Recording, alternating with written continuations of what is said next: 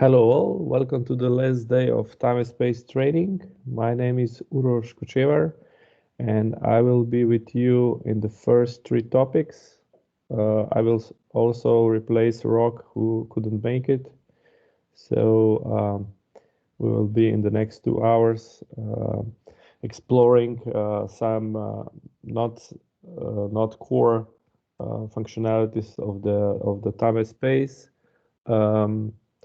Neja, should we wait a couple of minutes for others to join, or we should just get started?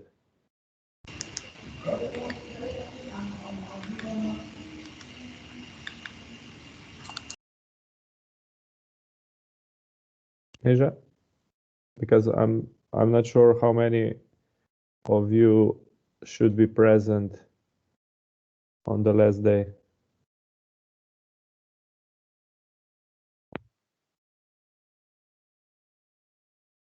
Hi, Uroš, Janis Hello. here. I think you should wait a few more minutes because there are only 11 present. Maybe a few more will come. Okay. We will wait 5 minutes and then we will start because we don't want to wait for a few attendees while all others are waiting. So we will start 9:05.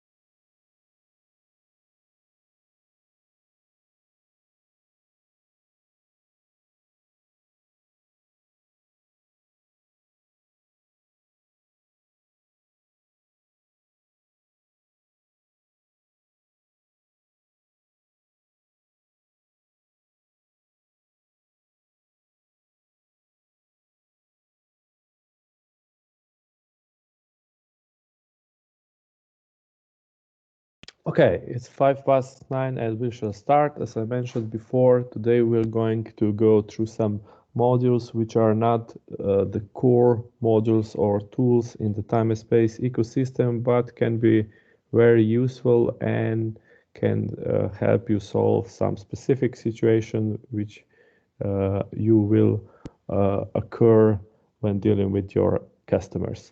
First of this tool is called Analytics Data Generator. Start, and I will select marker. Okay, so what is this tool made for? It's the purpose of this tool is to prepare and store time and space calculation results in the database. So all the results which are visible, I don't know, in the time and space manager, WebTS, etc., is now stored in the human readable format in the database. Without this tool, of course, these calculation results are stored also in database, but in not so human readable form and in not so friendly format. So this tool is basically standalone Windows service, or we also have a console version which you install, and this service then checks if there were some differences in the calculation for the users in the system, and then on the specific schedule this calculation is started and these results are then stored into dedicated tables. One thing to mention is that this tool, we also added the possibility to calculate Bradford factor with it.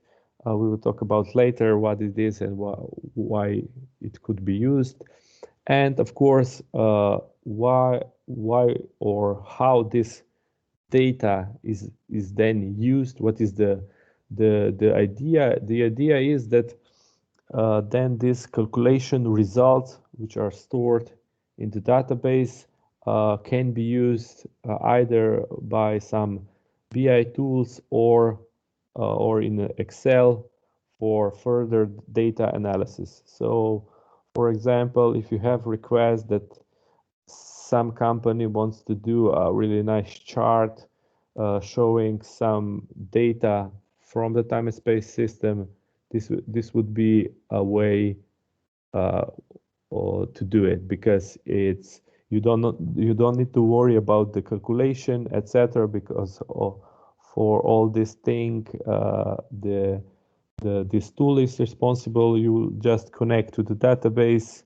Of course, you need to know which data is stored in which table, and then from it you would create a chart which presents some meaningful data. At the end, I will show you some few examples which we prepared, what can be done with this data.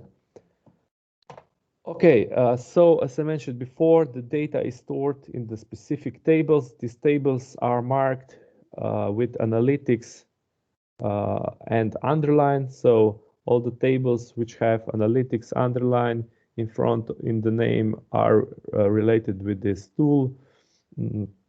So the first table is called analytics underline user, and this table stores information about time users. So if we visualize what information are there, so the information from the employee's view. So this is the screenshot, one older screenshot from Time and Space, when you have the list of users, time users with information about organizational unit, department, and sub-departments, and this information is stored here. Then we have the analytics daily information. So the calculation results on the daily level for each user in the system are stored there. So what are the daily calculation results? So if you go to Time and Space Manager and open a daily calculation view, so these are the results in the right part of this dialog. So these are just a part of the information which is available in this table.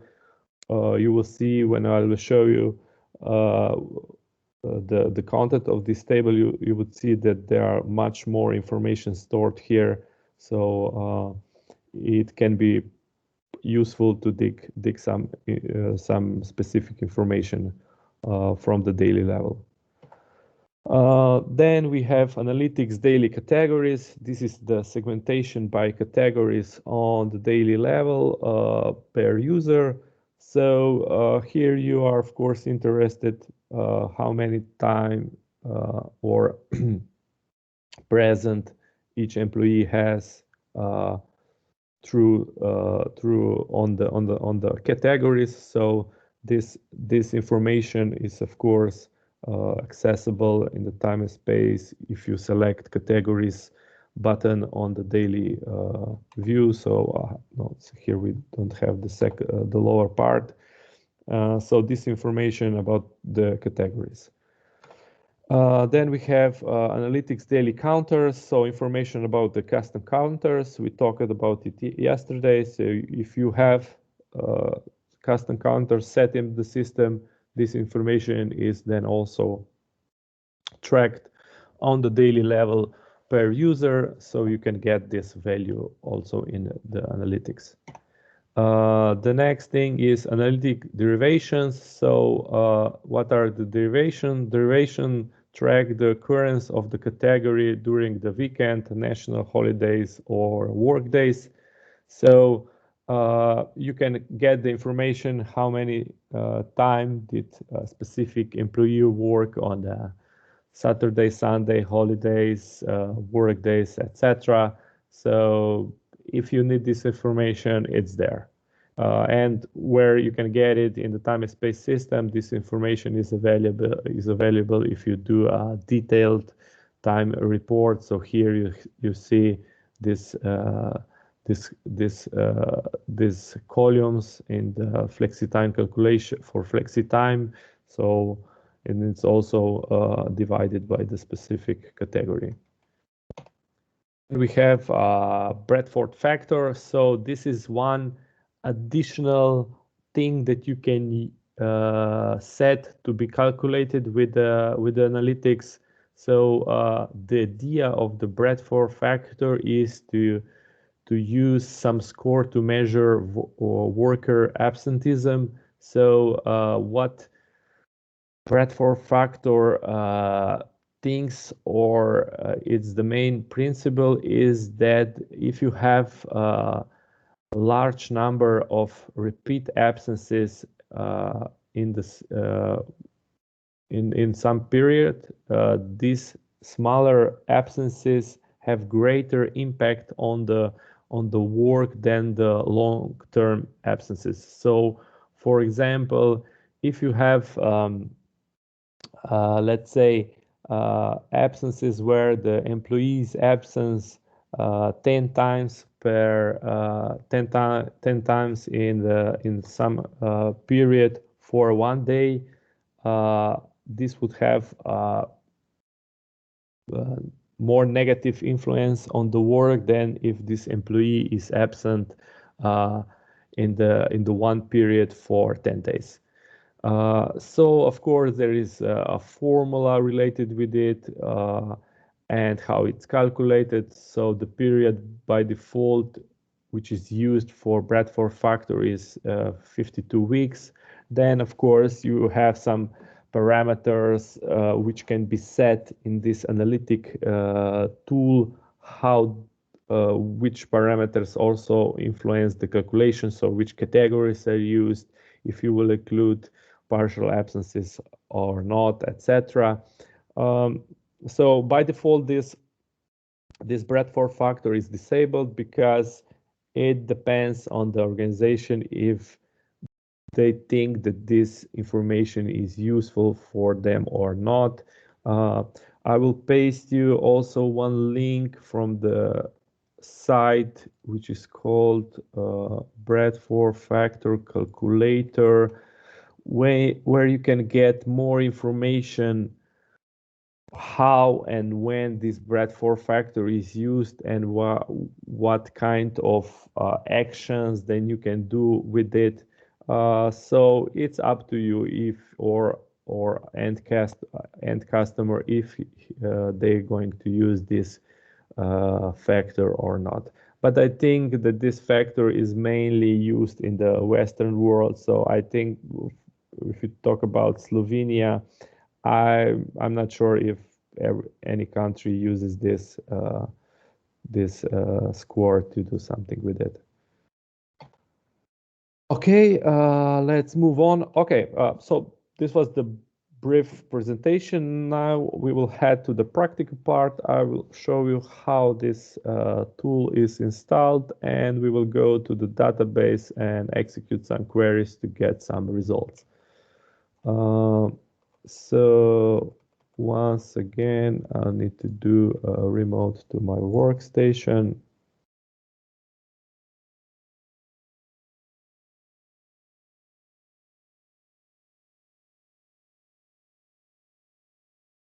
The installation procedure is very simple, and it's more or like the same as for any other .NET module. So you would go to your distribution, Time&Space distribution, select a subfolder server, and search for the folder analytics data generator.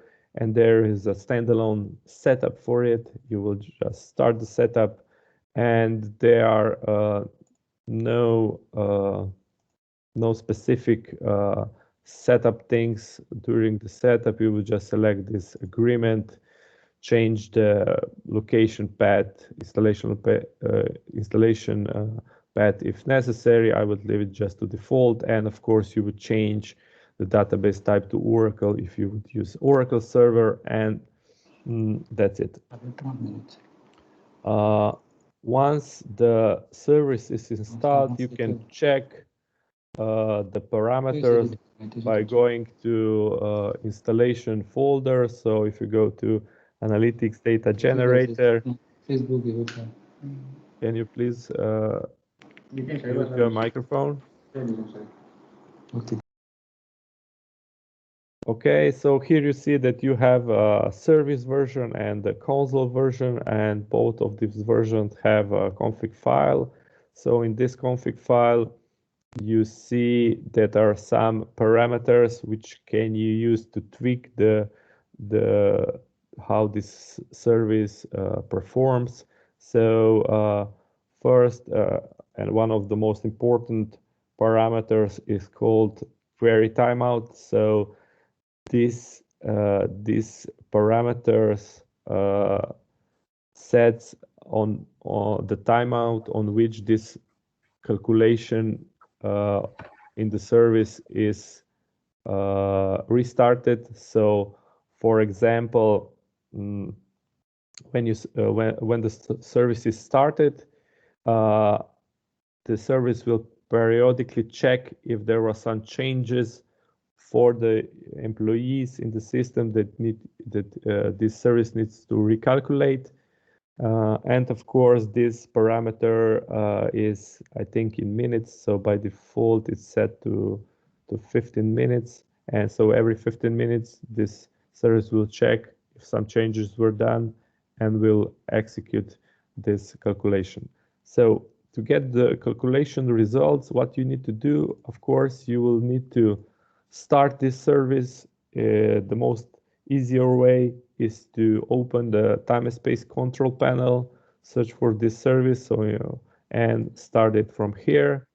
Or another way, if you didn't install Time&Space control panel, but I think that you should do, because the overview or maintenance over the Time&Space service is much easier if you have one. You would go to System Services, scroll down to the time and space, and here you can also start it. So now, when you start a service for the first time, and if you have a long history in time and space, so if you have a lot of data, it could take time.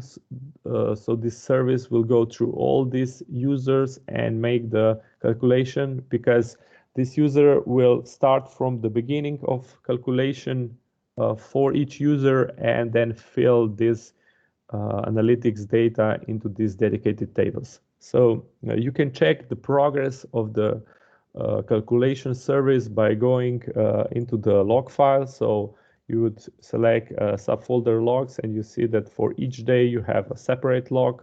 And if you open a log for today, you can see that this analytics has already finished my calculation, because of course I have a demo database with a smaller amount of data, and this calculation has completed quite fast. So you see that for each employee we have a record saying that the analytics started the job and then finished. So this is user IDs, and of course, when it's finished, the data is prepared.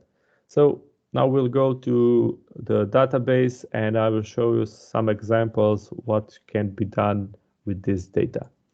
So these examples are also available in the Time and Space user manual, so you don't need to, I don't know, copy it manually by typing it. So if you go either to Time and Space Manager and open a context help, or if you open a PDF, you get the same result. So just go here, press F1, navigate to add-ons, select for analytics data generator, and you have here the calculation example. So you can copy this query, and you also get the information what kind of information you will get with it.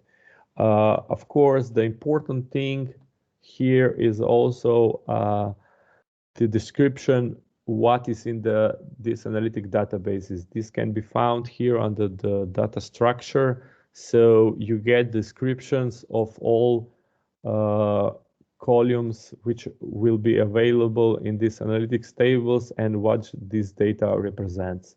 So of course, before you can get the information you need to know the structure of these tables. So you will go here, check this information, what is stored, and then create such a query to get the appropriate results.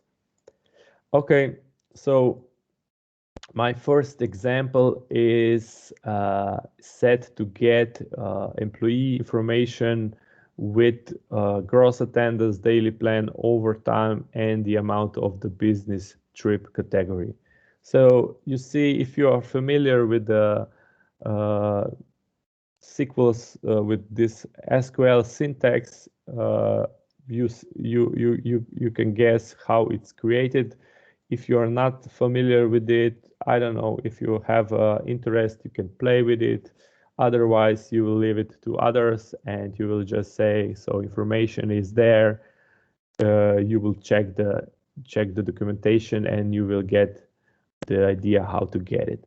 So when I executed this query, you see that I get information about the day, the ID of the user, the name, the department, and some calculation data. So this calculation data is in minutes. So if you would like to display it in some other formats, of course you would need to change the query, so this minutes will be shown as hours or some other things. Of course, this a lot of things can be done with the SQL Server syntax, but you just need to invest some more time.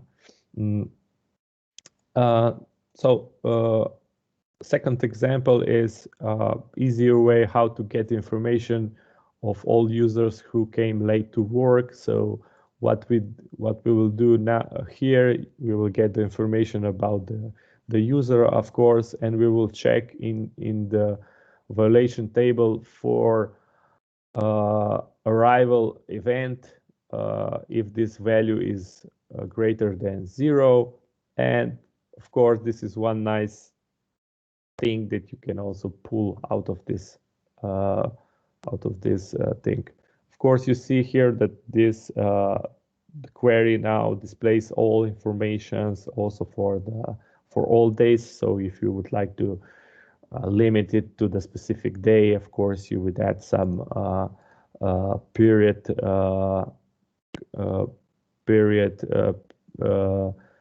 data under the where the constraints are set here under the where. So you would add some only show me the data for today, for the last week, etc. So the next thing is also to get all employees who work on the weekends and holidays. As I mentioned before, this information is stored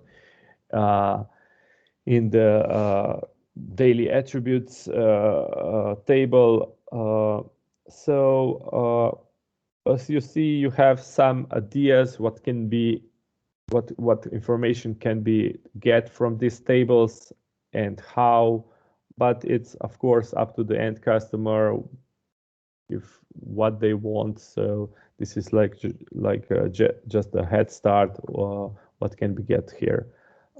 And also probably the last thing that I should mention with this analytics data generator is, of course, the idea is that the data which is created is for the past. So for the future, nothing is calculated. The data is available for for the yesterday. So there is one parameter in the configuration file which can be used if you have a calculation over the midnight. So if the users are working over the midnight and in the morning of today you are interested also in about the information about midnight work. So this parameter is set here. So this is this one which says recalculate yesterday values, and if you set it to yes, and if you would these options would also make sure that this over midnight work is calculated. But of course, if you don't have over midnight calculation, you would not enable it. Once again, as with all other modules and components, you have this installation data when we also have definitions for what some specific parameter in the configuration file is used. So this can all help you to when you will, I don't know, play with this service and see what options are there. Okay, do we have any questions related with this analytic data generator?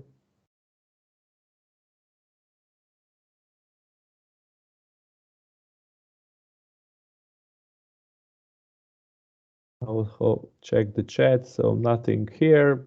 Okay, if not, we will move on to the second topic.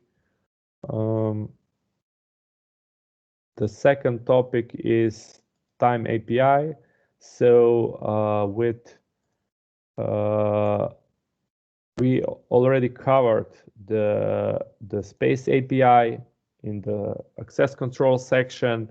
So what should you know about Time API and when you should use it or the end customer should use it? So the idea of APIs is, of course, that they are used when you are doing some integration with third-party systems, etc. So, for example, if a customer has I don't know, HR tool from where they want to synchronize users to the time and space system, so or get some time attendance data, or they would like to, I don't know, they have built their own application for inserting events into time and space system. So in these cases, time API would be used. Along with this integration purposes, Time API is also used by some other standard modules in the system. You will see later that we need Time API if we are using a mobile application. So it can be used in various situations. But with this chapter, we will talk about the integration part. So what can you do with it, and so on. Once again, I will paste you the link to user manual. So and it's in the chat box. So of course, to use Time API, you need to have the documentation to know what can be done and how. Of course, you also need SDK license for it. So without SDK, you cannot access the API. So these are the two components that you need to have to use Time and Space API. So maybe just briefly through this general information, the interface in Time API is implemented as a web service, comparing to the Windows service, which is a case for Space API. So the Time API is installed on the Internet Information Services. And of course, these both APIs are using principles of REST. So we can talk about client-server architecture, stateless functionality, and uniform interface. And of course, the responses are formatted in the JSON format. So this is the text format, as you would see back then. But of course, this is just for those who will do some integration services, etc. If you will not going to do it, of course, you don't need Time API. So what can you do with it? If you would open documentation, there you have a full list of what you can do and what you can do. Of course, what cannot be done is not written there.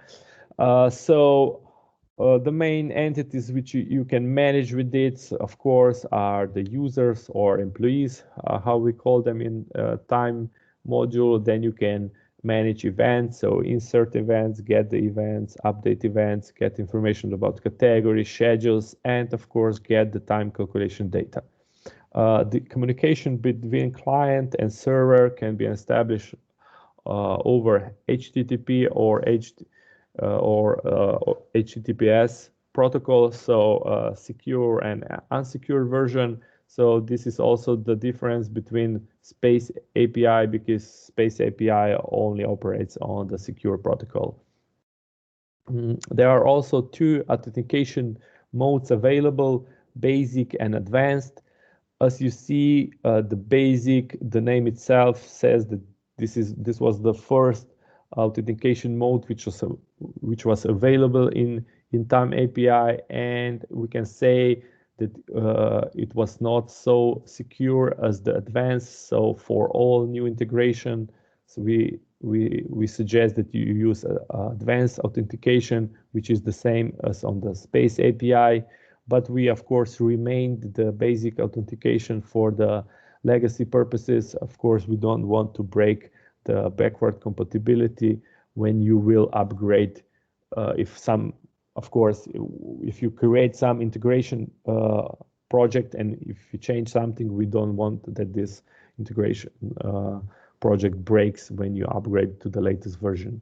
So what are the pre-installation requirements for Time API to work properly? Of course, you need to have a .NET framework, 4.61 or higher. You need to have Internet Information Services, at least version 7. You also need to have MVC 4.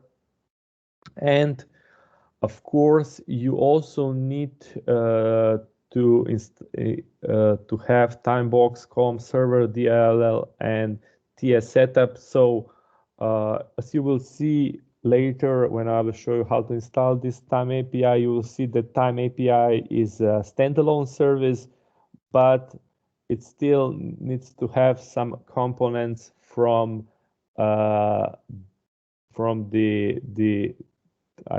let's say the standard part, and the standard part like TS setup, when you set the path to your database, is part of, I don't know, Time&Space Manager setup. So you would on the workstation where you would install Time API, you would probably also install Time&Space Manager just to get also this TS setup thing and the Timebox.com server.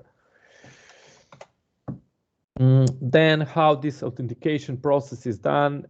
As I mentioned before, this one is the advanced authentication, which is the same as on the Space API.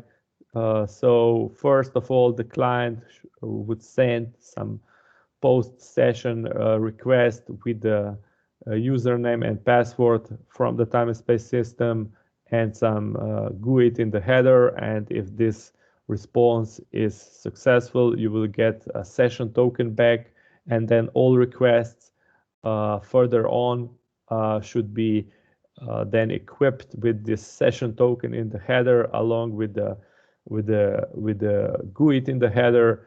And so this way, this authentication process is very secure, because in order to get the data from the API, you need to have first a username and the password of the user within Time&Space system. And secondly, you need to have this GUID.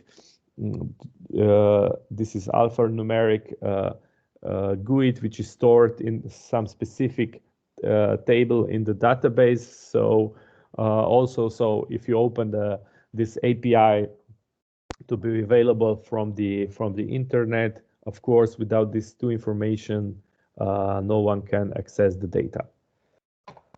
Okay, so the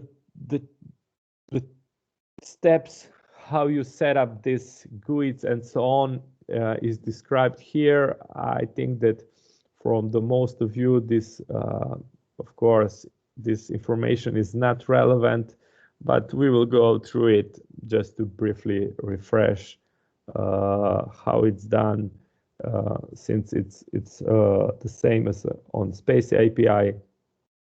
So first of all, what you would need to do is to generate some GUID.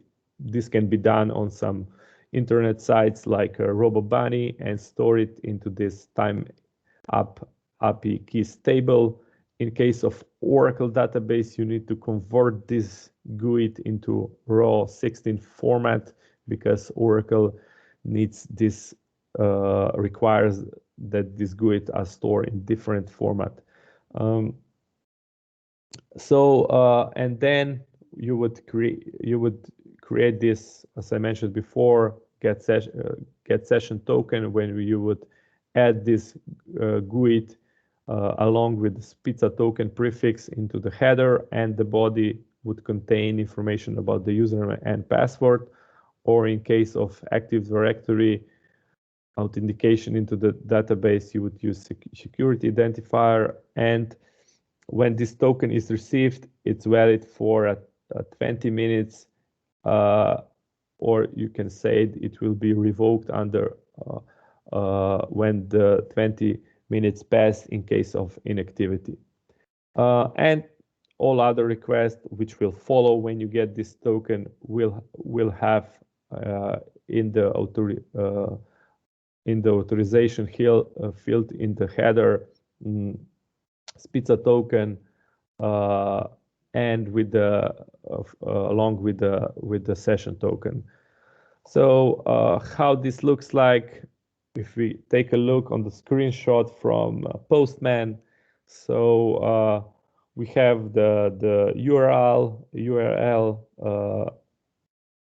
displayed here. So the method is post, and we have this GUID set in the header of this request when of course this is already the response, and if you move to the body you see that here you also specify the user and the password, and when you send this request you get this authentication token.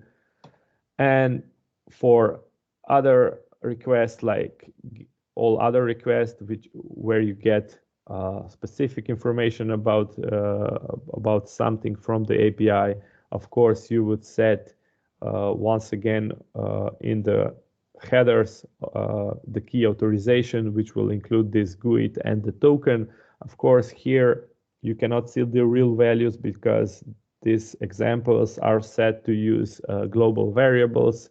And here on the right you can see the information about the employees. So the format is a JSON format. This is the structured Java-based text format. And of course on the other side you will of course create an application which will then use this information in the specific way. Of course, you can add the events, as I mentioned before. All these things are in details described in this user manual. So this, of course, is for the developers or the integration guys who will make integration. They will check this guide and make appropriate things. So I don't know. This is more or less it about this time API.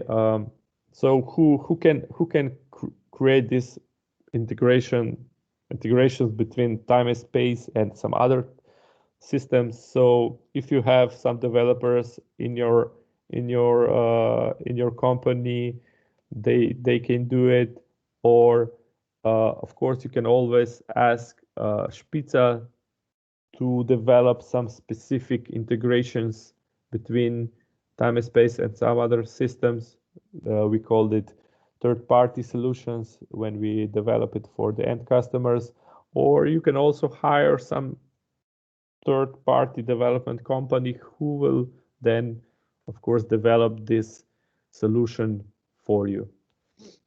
So the possibilities are endless, and the main thing that you need to know about Time API that the solution is there. Of course, you would check the documentation, what can or what cannot be done with it. Okay, do we have any questions related with the Time API till now? Okay, not. I will show. I have one question. Okay. About this table time up API keys. There is already one GUI. Okay, yes. Does it matter or? So they are all in this. If you check these tables, you will see that there are already some keys in it. Just a second, I will show you on my database. So if I open a new query here and I enter select from time API keys, you would say that there is already some predefined key called CSP. So this is one default key which we insert into the database for custom solution project. You can use this key or you can create your own key. So in both ways, the API will work the same. Of course, if you would create a new key, let's say that this way it can be more, let's say, secure, or you can also create a multiple keys if you would have multiple integrations in the system. So, for example, you would make integration between two systems and you would add separate keys for separate integration. But it depends how you would set it up. So the installation of Time API is much more the same as for any other .NET based module. So you would once again go to the Time&Space distribution, select server subfolder, and here you would search for Time API folder, and here you have two setup files. First called Time API demo server demo setup, and the other Time API setup. So what is the difference? This first one is some project which can be used to also to check the functionality of the API, like a website, but of course it does not consist the API itself. So for the installation, you should run this one.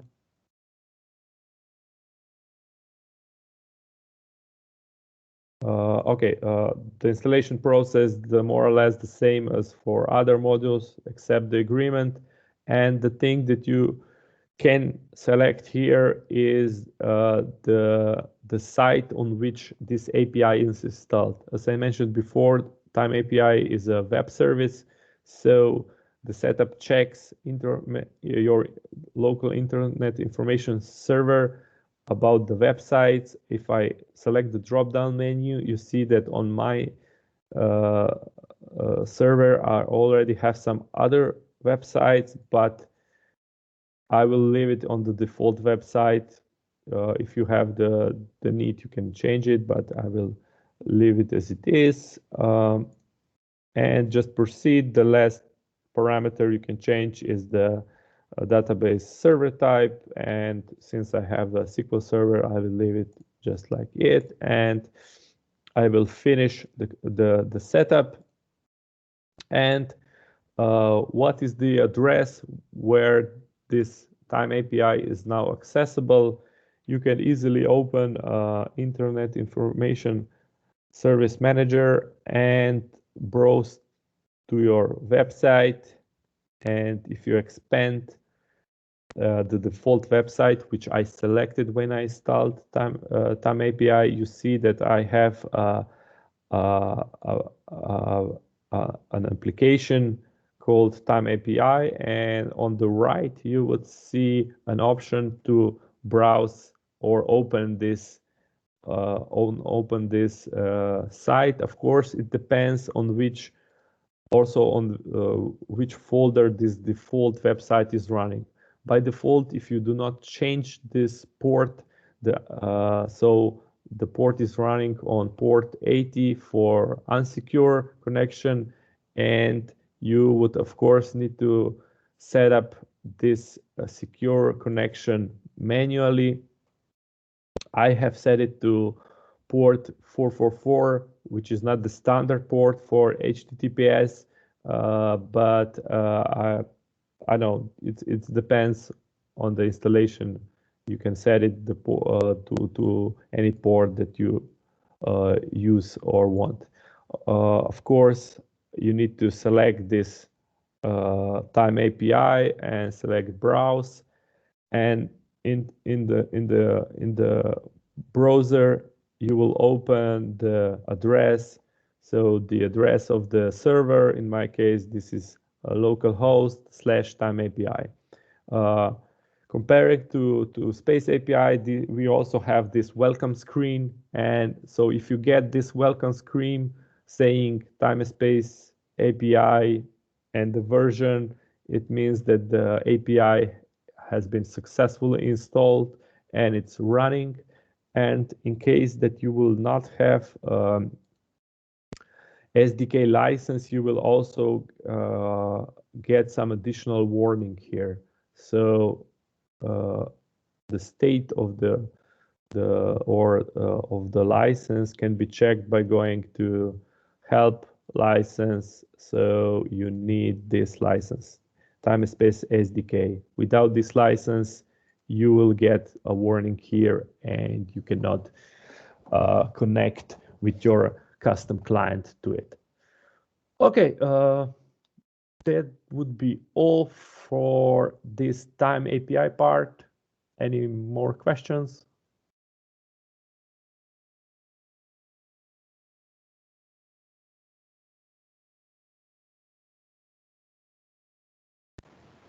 Do we need a license for the space app? It's the same. So with this SDK, license, you get the access to both APIs. So to Space API and Time API. Okay.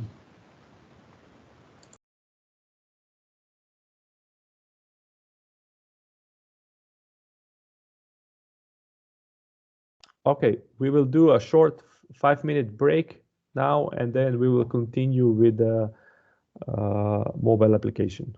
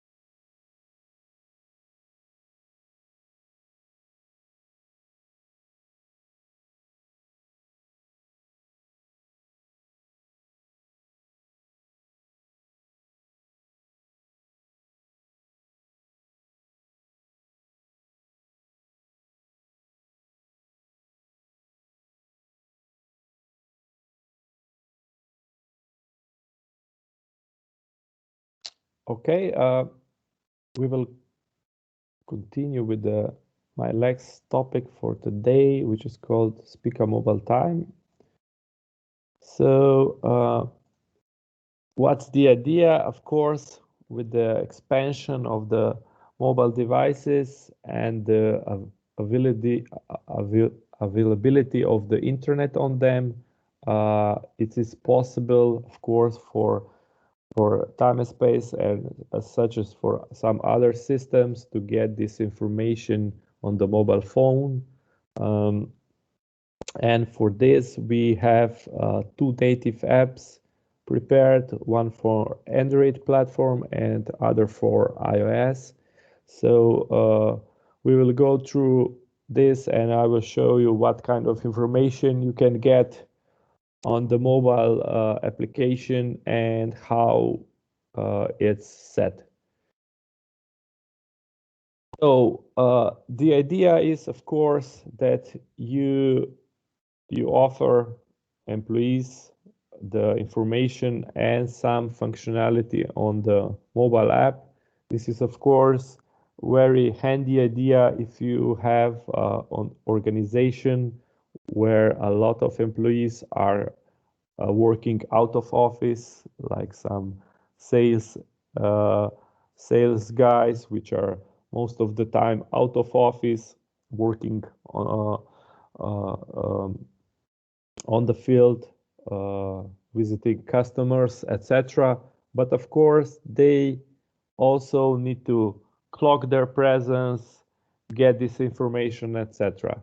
So of course, they could use the options to establish, I don't know, VPN connection to the local network and open a laptop and check their information on the WebTS or or so, but for such things, I think that mobile is more handy because the information is always in your pocket. You don't need to have specific procedures or some devices you can easily check and make clocking. So if we talk about, we have two roles which are used in the in the mobile application. So one role is the role of employee. This is like a normal user who can check its own data. It can make a clockings or a new registration if he has the permissions to do it. So you can also revoke this permission.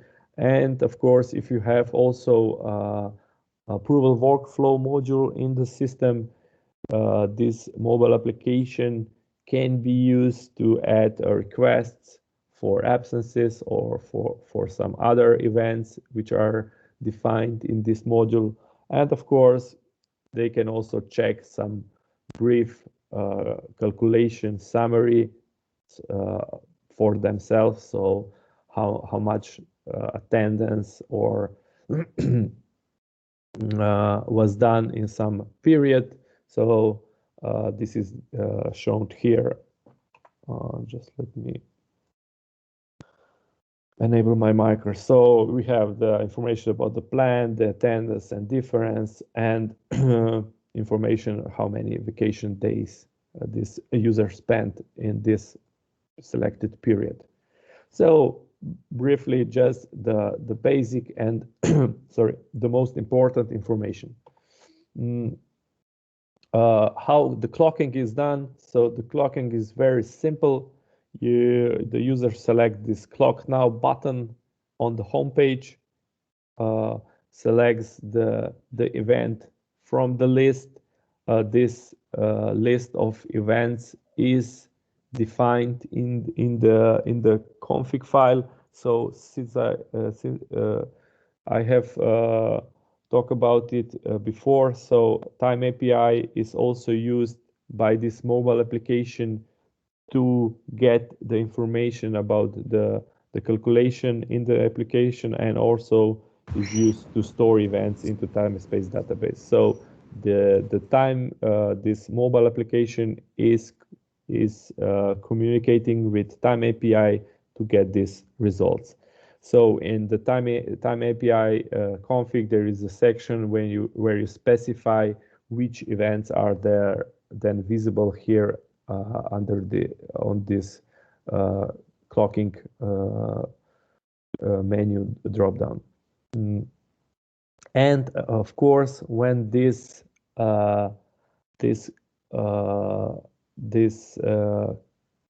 event is clocked, then this information are sent directly to time-space database and are properly calculated. So the results of the clocking from mobile phone is the same as when you do it on the real terminal, or the same if you would do it on the web clocking portal. But of course, we also have a specific tag along with the event, which signalizes that this event has happened on the mobile phone.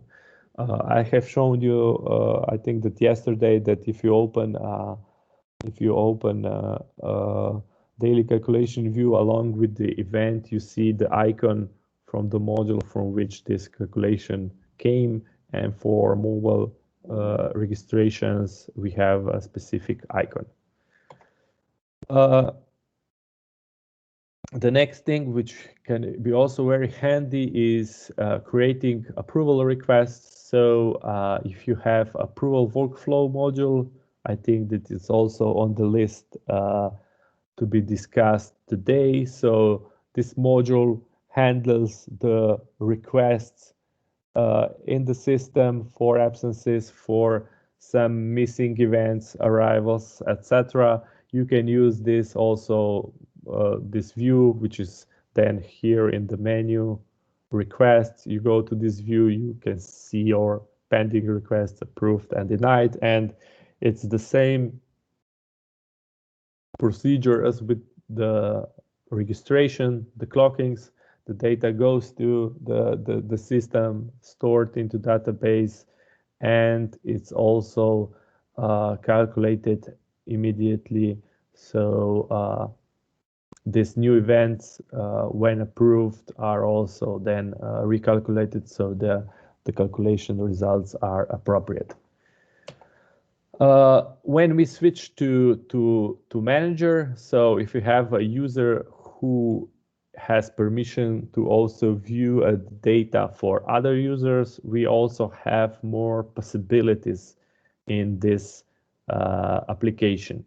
So with manager, he can get some different options by selecting this button in the right lower corner. So with this button, you switch between the personal and the group mode. So the personal mode is the same as we see it here, and if you have a manager permissions, by switching this, you switch to and get some other views like a presence monitor. You can also perform a group clocking.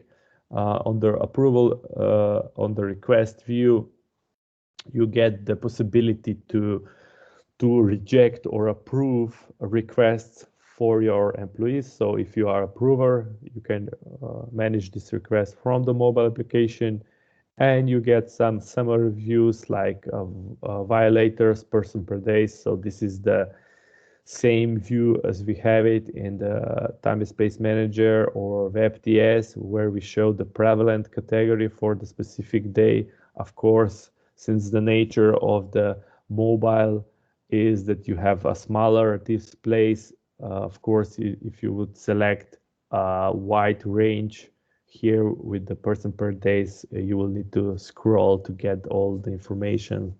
So and also some calculation results.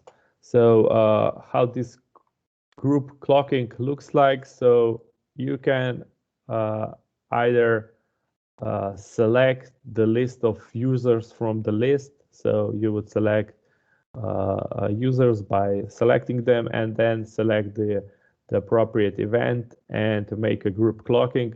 So what was the idea here with this group clocking, or in which situation it should be used?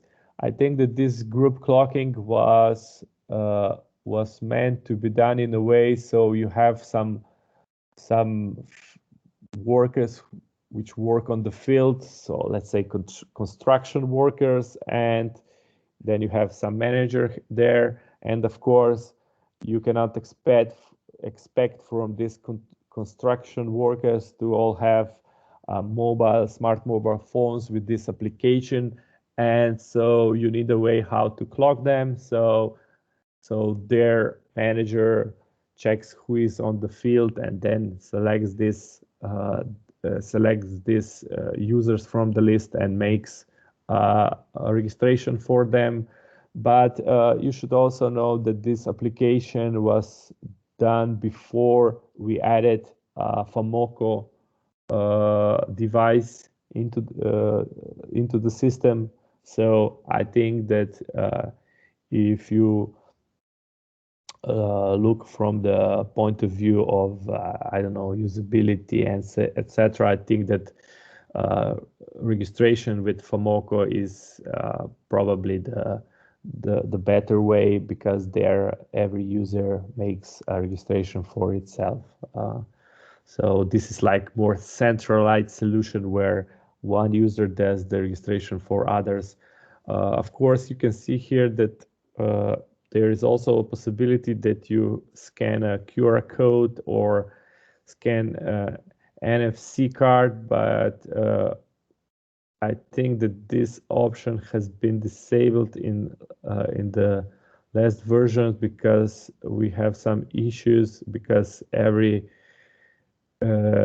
mobile phone has, or some newer generations have some specific way how this NFC reader works. So it's turned out that it's not a good way for a wide range of products to support such functionalities. So I think that this NFC option is not so or useful here. So I would suggest you, if registration with card is required on the field, on some remote location where you do not have or some temporary location, let's say, either users would use a mobile application for individual clocking, or you should use a FOMOCO portal for it, for FOMOCO device, because with the FOMOCO device you can use a mobile network to perform this communication. And you can also check, so if you, when you're done the group clocking, you also see the notification if, so for example, this user which has this question mark in the circle signalizes that this user also has some whole day absence already planned for this day. So of course you cannot make a registration for them.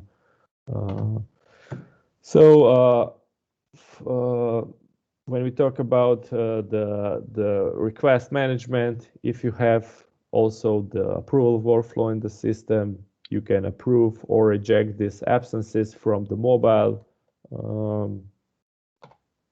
And the summary views, on the summary views, you see, as I mentioned before, the current status. So this green check signalizes that the user is present at the moment, while this red square, or not, this is not a square, this is some checkbox, signalizes that the user did not came to work, but it should be like a while later. And I think that also tooltip on these icons that you get additional information why this user is present and what is the exception. So for example, it is it's some kind of violation of core time or late arrival, etc. So what you need to have to set up this mobile app. So Of course, you will need to install Time API and make it accessible from the internet. So we already installed the Time API.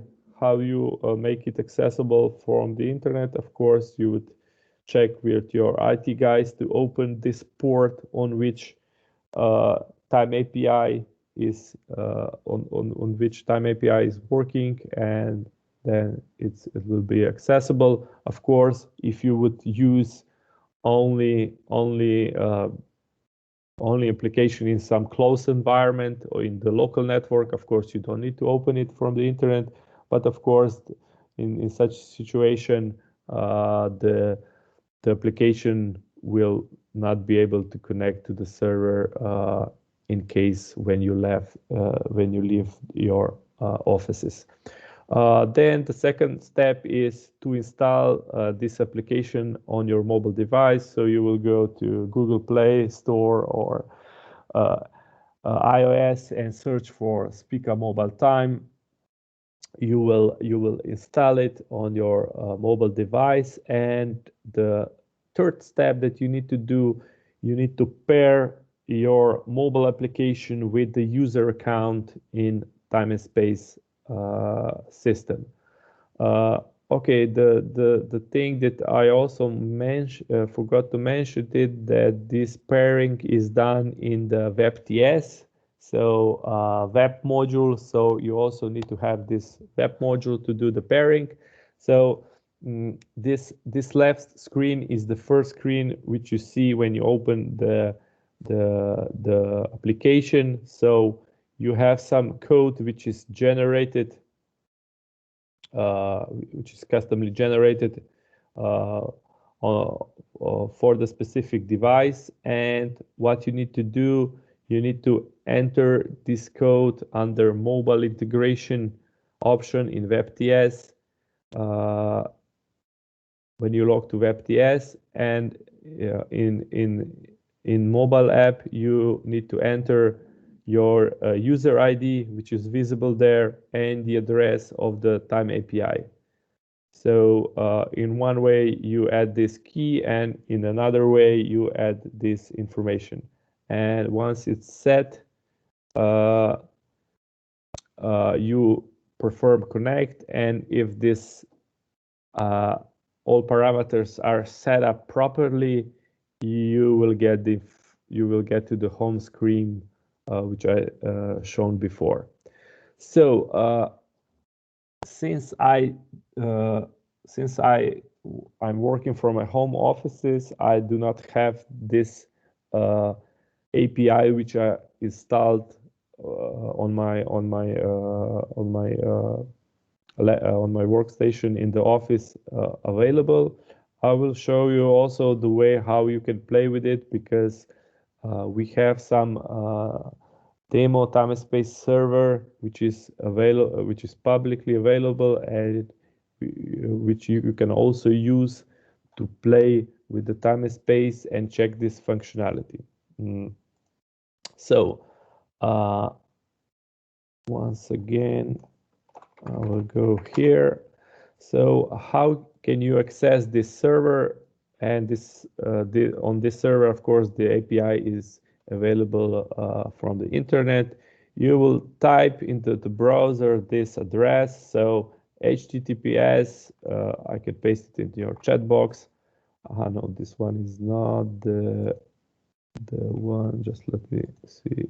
R&D. No, this is good. Yeah. So when you will type this, you will get this this site when you have all web modules which are available in the Time&Space system placed there, along with some custom solution projects which are also popular, like InfoZone, Fault Report, Task Management, Dynamic Scheduling. And in the last row, you also have the links to our cloud solutions.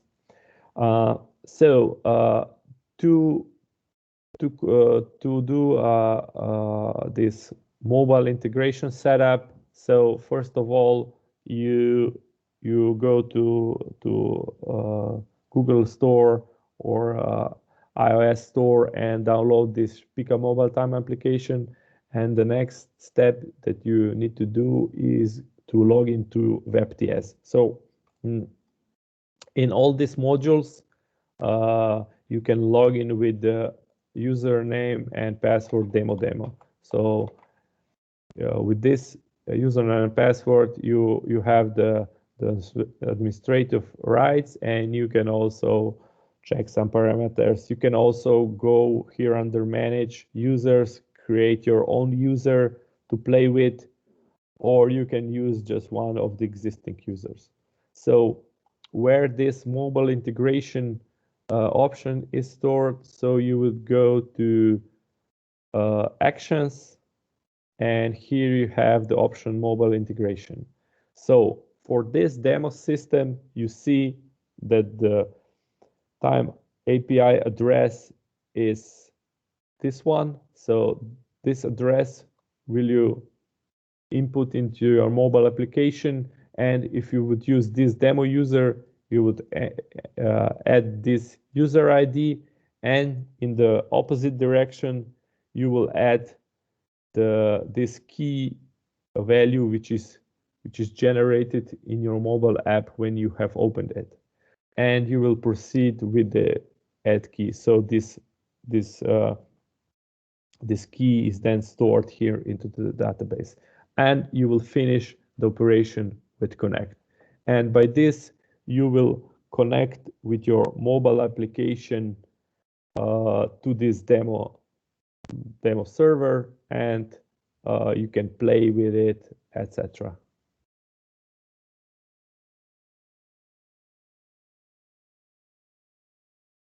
So I will wait a few minutes so you will have the time to perform this setup for the mobile application, and if you have some questions, just let me know. So this is more or less the thing that you need to know about mobile application. I have one question. Yes. End user, what license they need to? So that they need to have at least personal web access to enter web Time&Space, so they will be able to set up this integration between the mobile and the system. I'm not sure about, let me check here. So mobile, I'm not sure about how mobile is licensed, because I'm not so sales guy. So I think that this is more question about the sales. If we have some special license about this mobile application, but from the point of view of setting up, so every mobile user, of course, needs to have its own user account within Time&Space system with at least personal web access permission. Do we need SDK for Time API? No. For just running Spica mobile application, which is communicating with the Time API, you don't need this SDK license, because with Spica Mobile Time we made an exclusion. So only for Spica Mobile Time you don't need SDK license. So it will work without SDK. Okay. So this how to say, connect your mobile application, every user need to do by themselves. Yes, this is a manual procedure which needs to be done by every mobile user in the system. Yes, because this code which is generated in your mobile application. So this one at the top in this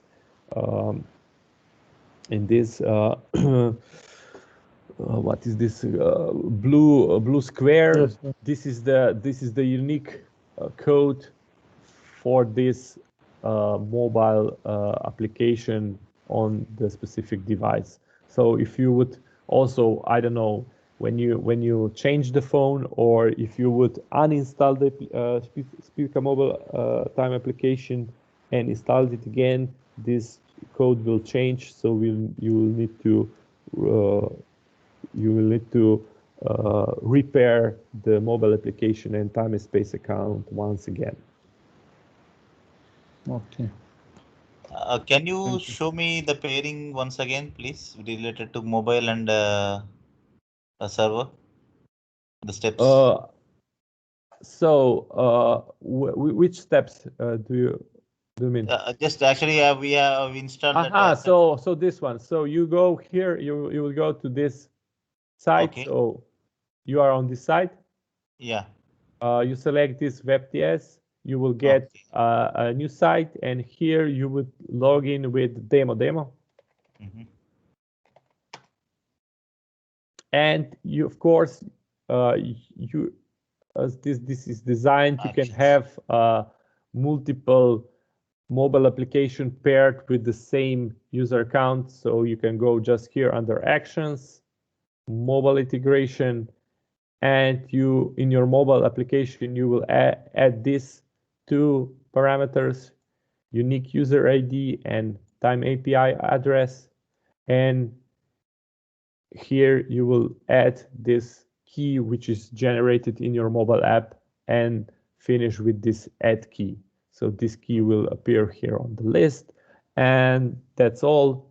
And you can proceed with the connect option. Actually, in the application in the phone, it is asking for enter your ID and enter your server address. Yes. So your ID means you need to enter 717.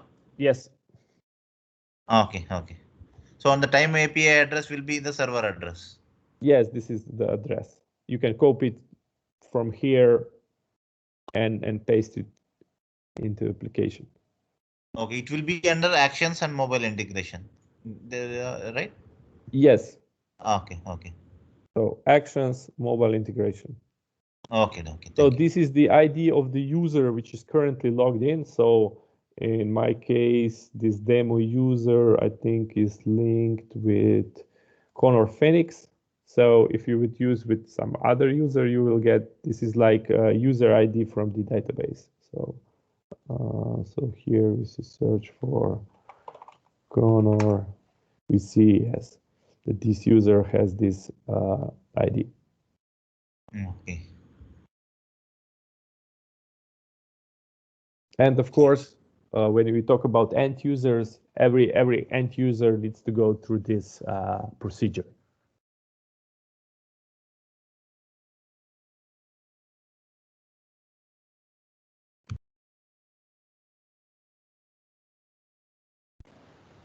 But you can, you as a manager, you can see this ID. I didn't catch that one.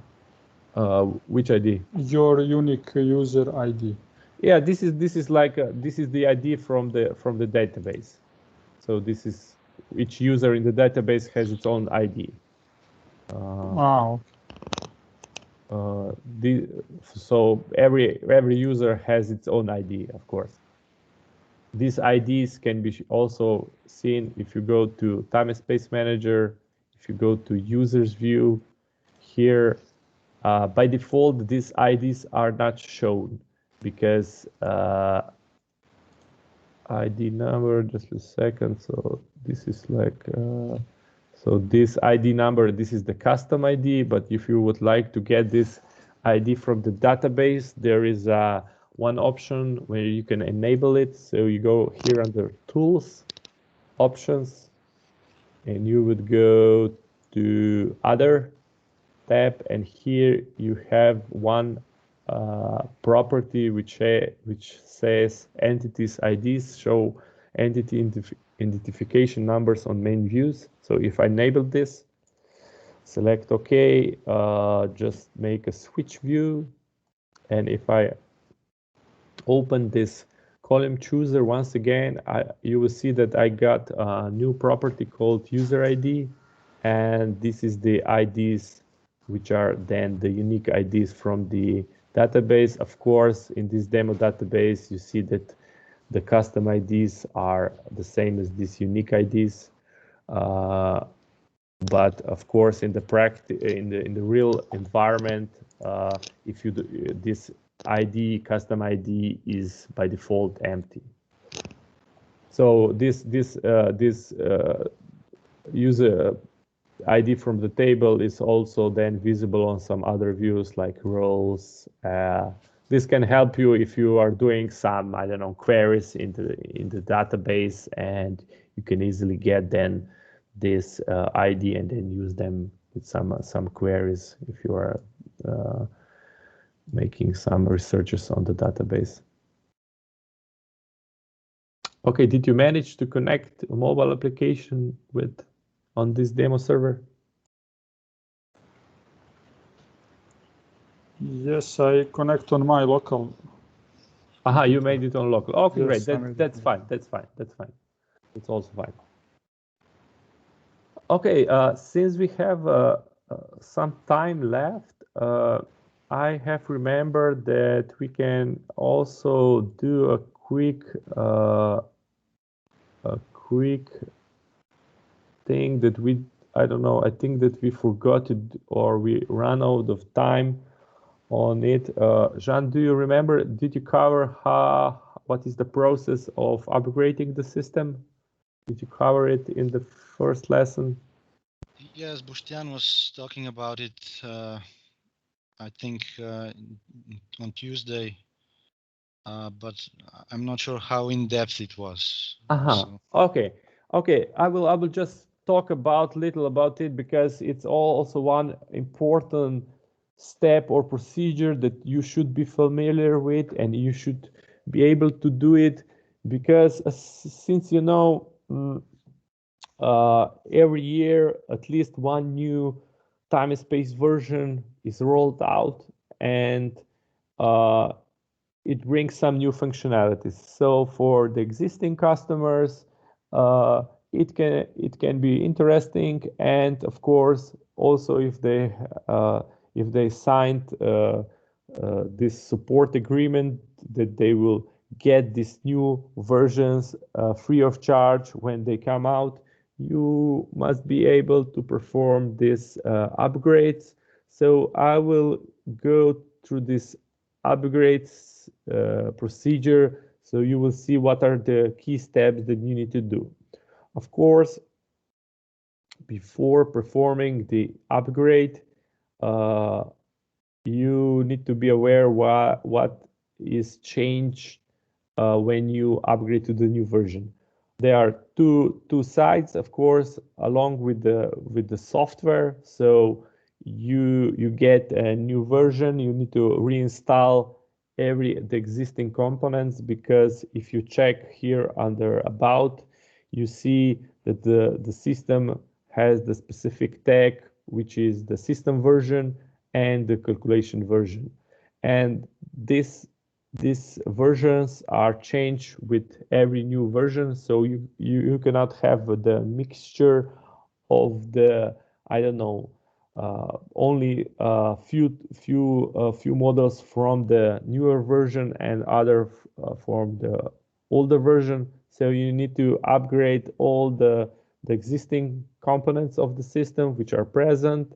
And of course, you also need to upgrade the database, because with every new version, we increase the version of the database. Why? Because this way we make sure that the changes which are done on the database level are properly upgraded. So each version, which time-space version, has also its own database version.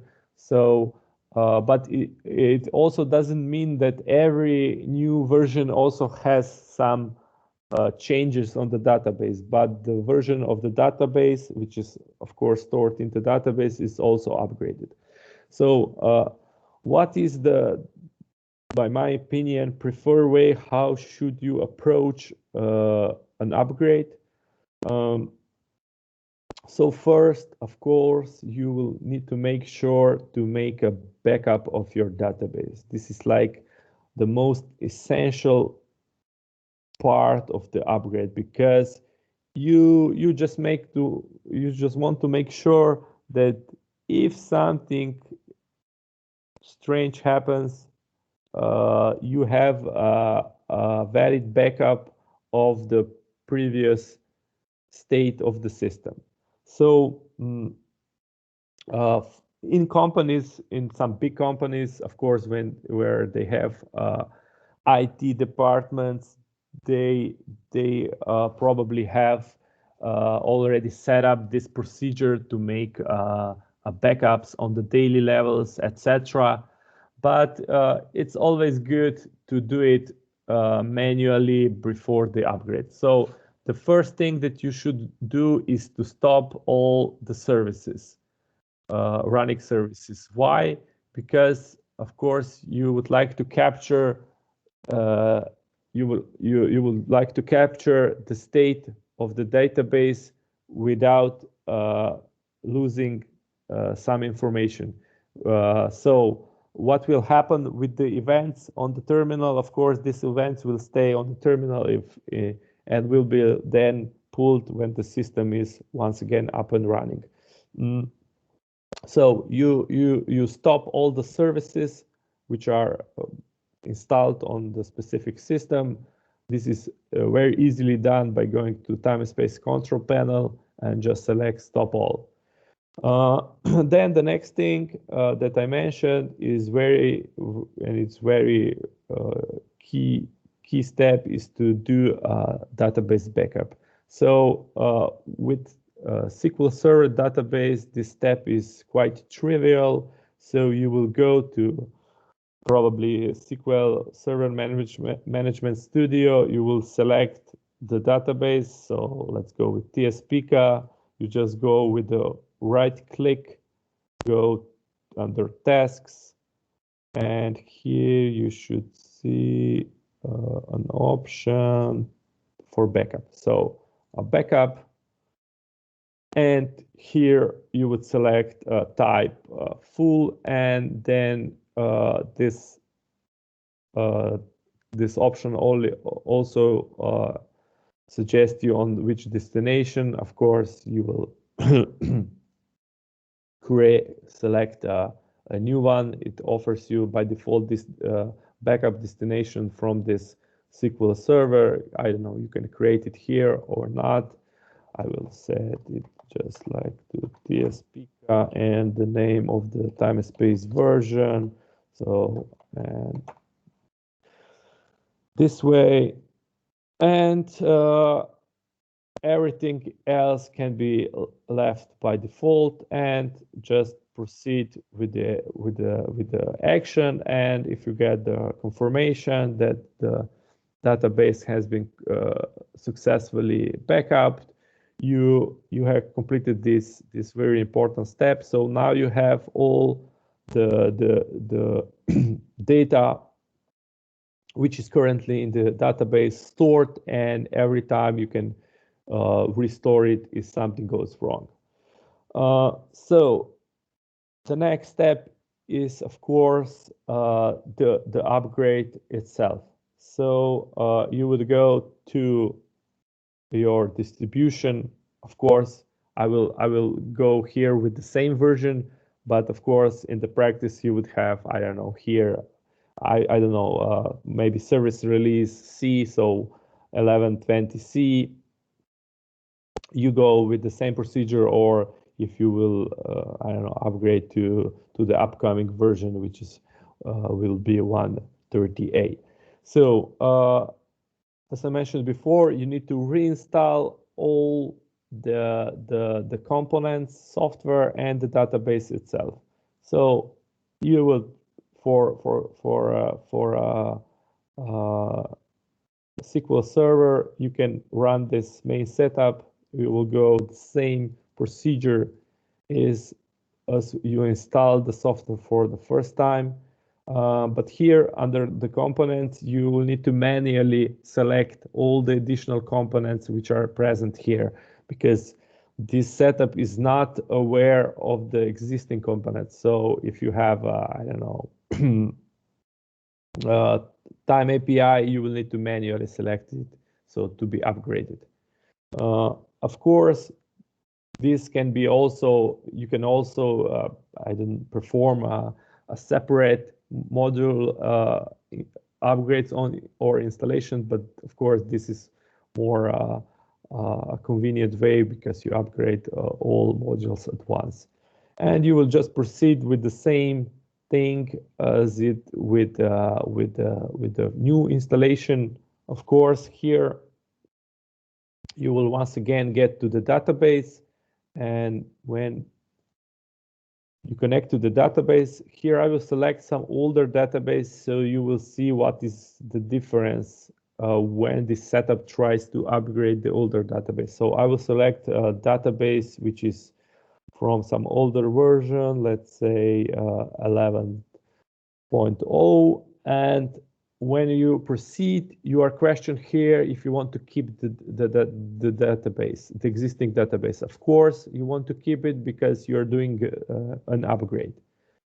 And when you proceed with the next, you see here that along with these modules, which are will be installed software modules, we also get a new task here, which is called database upgrade. So along with the software, this tool will upgrade this selected database, which I have selected, to the version of this setup, which is 1120b. And as you see here, the process has been completed, and this process of upgrading database is really quick. So it usually happens in a few seconds.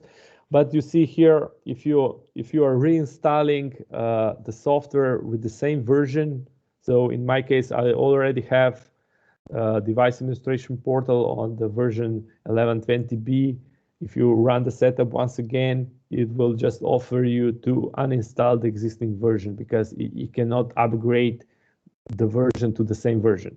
But if you will have the lower version, of course, you will complete with the same procedure. It's the same of if you will install a new version. So it's the same for this all other .NET modules, while these Delphi-based modules like WebTS, Time&Space Manager, this procedure just overrides the existing files, and you are not questioned about the version at all. So this is it. And after you complete this setup, when you will start the Time&Space for the first time, you will be asked to load your new license because of course, if you upgrade the system, you also need to have a license which is compatible with your new version, because as I mentioned, during this installation and architecture part, every license has its version. So if I upgrade to the new version, you need a new version, and the Time&Space on the first login will inform you. In my case, this will not be the case. Okay, no, it will be, because I changed the database. So just let me check. So just let me check. So I changed the database version to this. So just a second. So I will need to answer my license here, and when I start, I will enter with demo.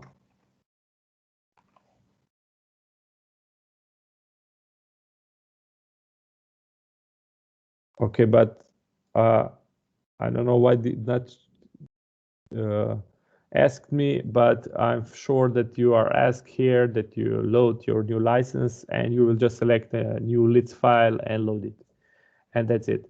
For Oracle installation, the procedure is a little bit different because this installation wizard will not automatically upgrade your database and you will need to do it manually, but you have this tool which prepares you the upgrade script.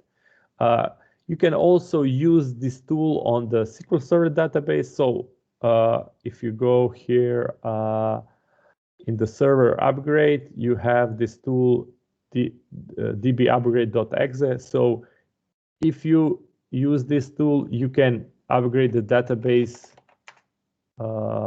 So you need to have only super user is available to log in here.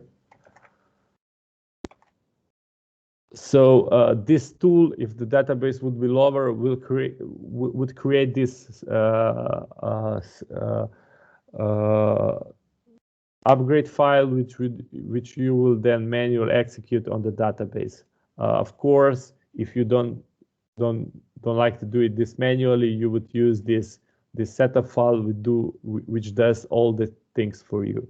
So for Oracle version, as I mentioned, this upgrade is not done automatically because this Oracle setup doesn't do this. So you would once again run this tool manually, create this upgrade script. You also need to update this script before execution and then run it on your server. Don't worry because how this is done, because if you go to installation and upgrade guide, you have this upgrade process described in very details for both versions, so for SQL Server and Oracle, so how it's done, etc. So I think that this upgrade thing is good to know. Okay, this was all from my side. Do we have any questions? If not, yes, Uroš, yeah, there is okay. a question from earlier about Spica mobile time. Okay. When can we expect an update, because more of our customers want to use the translated app? Okay, what you're referring to some specific language in which this mobile app is translated, or some other thing? I don't know. I'm not quite sure where. Mm-hmm. So the language of the app is dependent on. I think that the language of the app is dependent on the language of the phone. So if you have phone in your local language, I think that all these menus should be automatically shown in your local language, of course, except from the data which is from the Time&Space. So if you have the name of the events in the Time&Space, of course, can be in only one language. So for example, English. So if the interface is in your local language, of course, this name of the events will be in this, which are shown also in the Time&Space. Okay, and there is another thing about the licensing that we talked earlier. Mm-hmm. I think that in conjunction with the WebTS, personally, you also have to use Spica mobile time license in order to log in.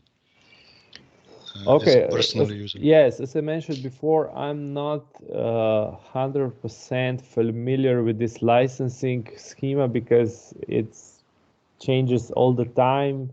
So with this licensing, I think that you should probably talk with your sales guy what is the latest version, because they constantly change this what is licensed and what are these license packages, etc. But from the point of view of time and space system licensing, if we check here for users, okay. Yes, we have here under users, we have Speaker mobile time license. So this one and the license at least for a personal access, yes. But the sales have its own bundles, how they bundle these licenses together. So yeah.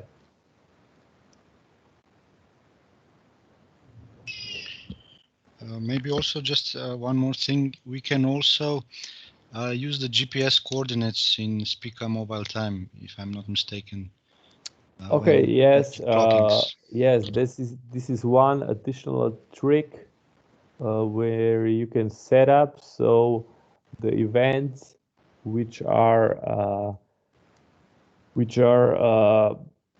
received from Speaker mobile time can also have a link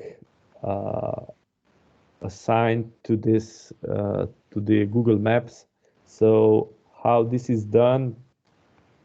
This is done by adding some additional script to your database, which will create some procedure, which then updates this link events into the database when they are received from your mobile phone.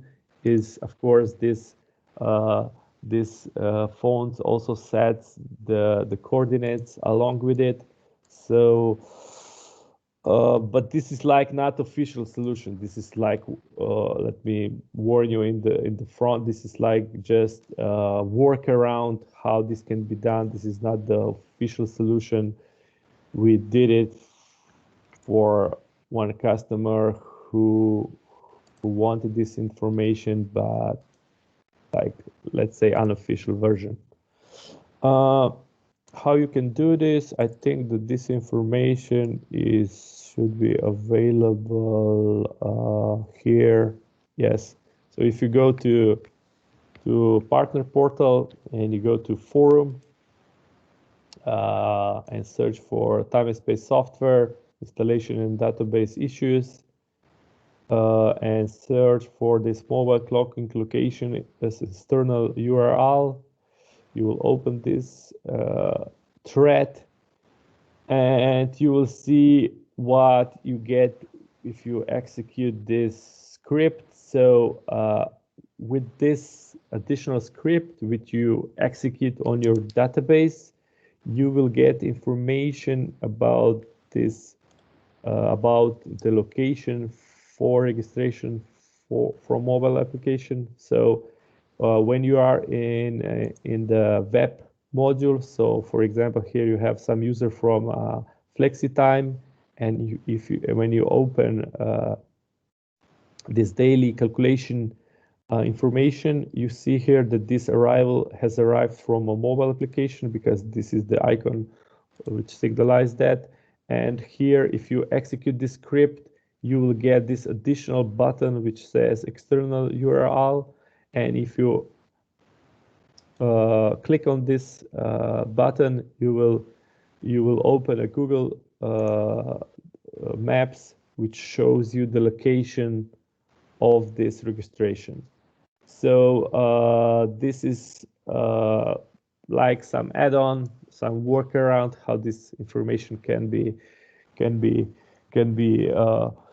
set and used. But of course, why we get this request? Because of course, with the mobile registration, users can be at home saying that they are on the field working with customers, but of course, instead they are at home in the living room watching TV and clocking the registration arrivals and so on. So this is the script which you will use. So as you see here, this part is for Oracle and this part is for SQL Server. So what this script does, it just creates a trigger which will update the information about the event which are from mobile, and we'll add this. It will basically generate the link to Google Maps, and if this link is present in the database,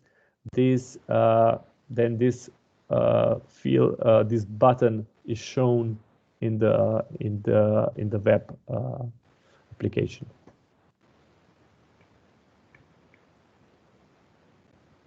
Okay, any more questions? I have one question about can we speed up database somehow?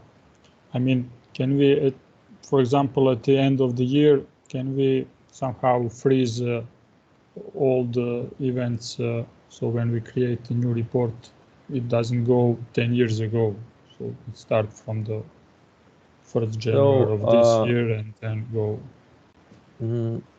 There are several ways how you can, I don't know, reduce the active calculation period. So, of course, as mentioned before, when we're doing when the Time&Space does the calculation, or when it updates the change of the calculation parameters in the past, it will look, it will start, if this it checks, of course, when the calculation starts for the separate employee. So if this employee would start 10 years ago, and I would change a schedule which was used 10 years ago, it will do a recalculation of the whole time. If of course, if this event is, if this parameter is changed.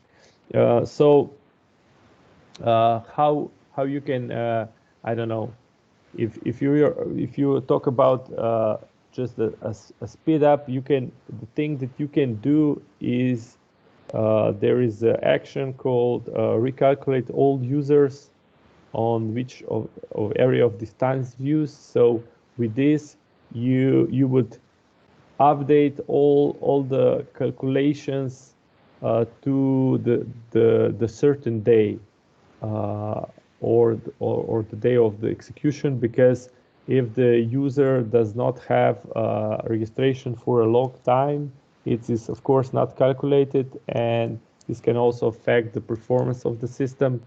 So this is the thing that I would do the first, is to execute this recalculate all action for all your users, to make sure that all these calculation results are calculated till the present day.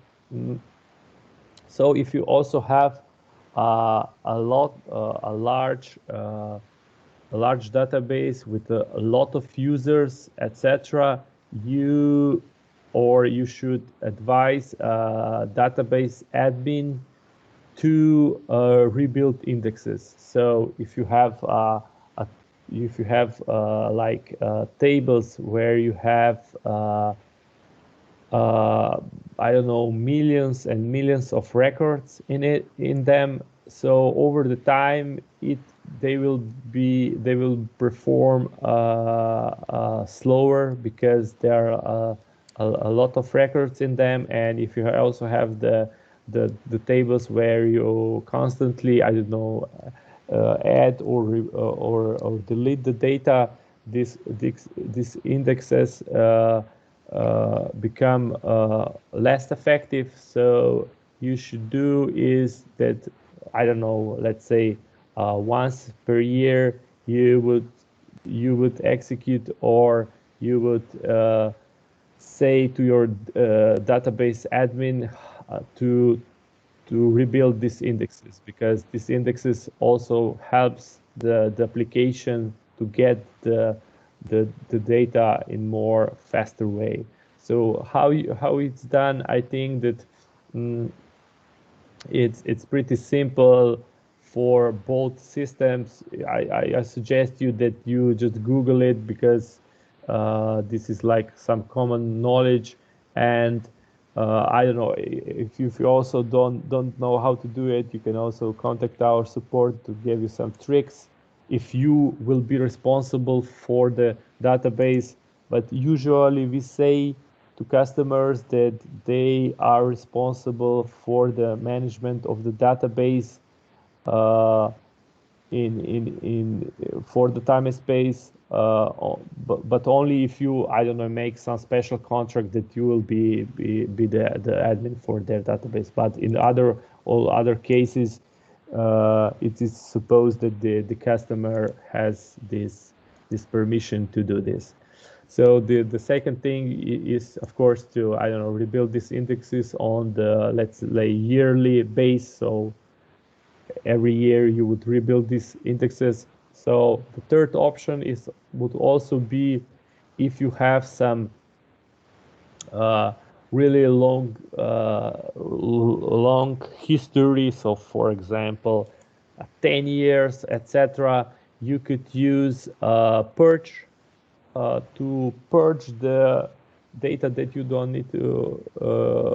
need anymore. So we have a dedicated tool called purge for it. So if you go to, once again, to this help and open add-ons, you will search for purge tool, which is,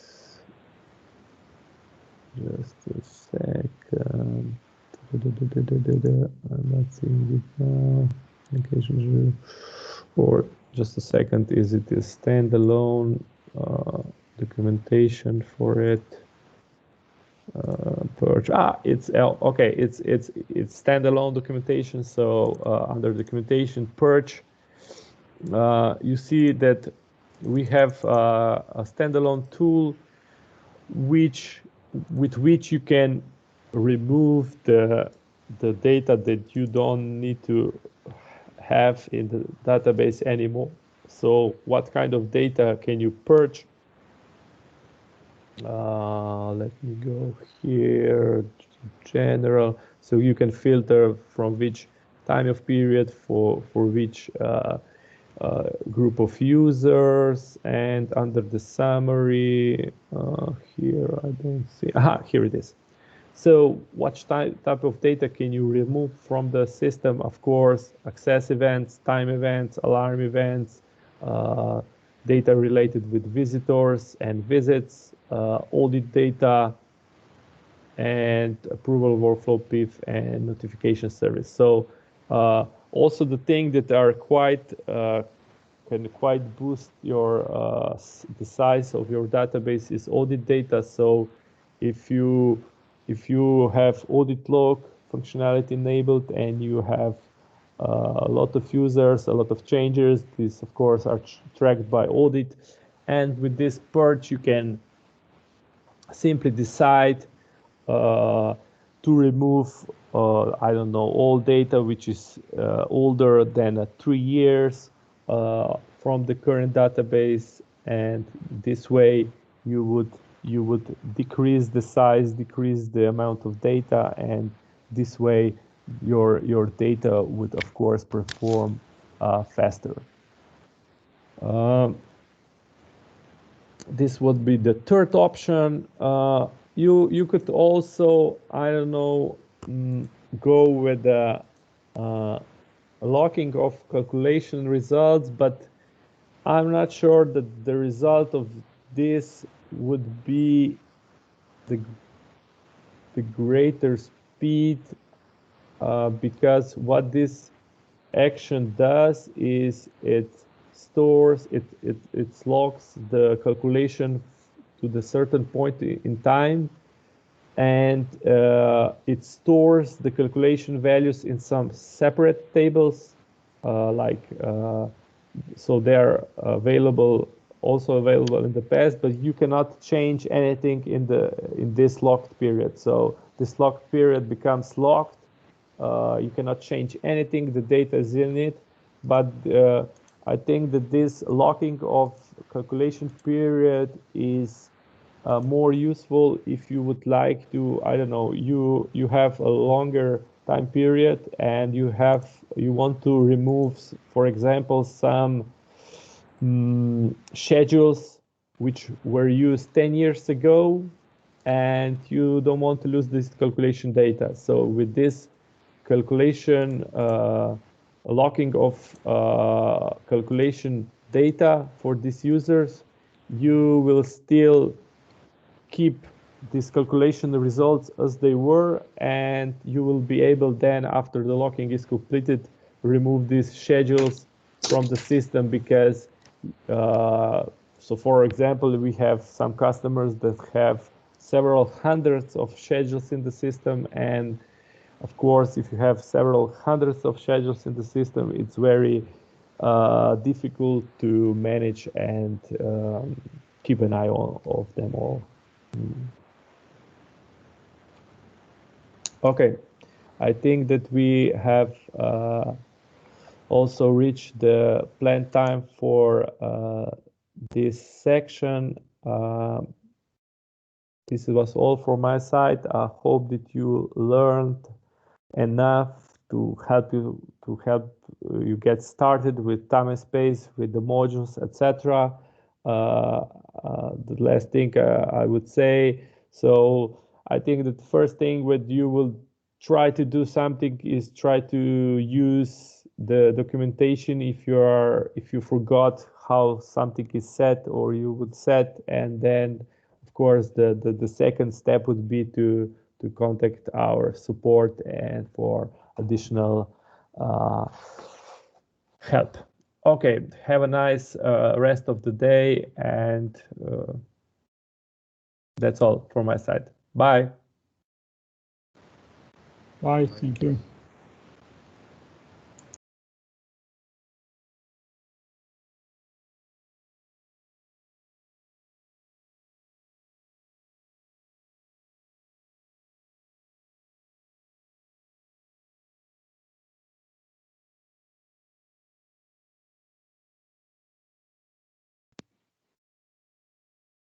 Hi.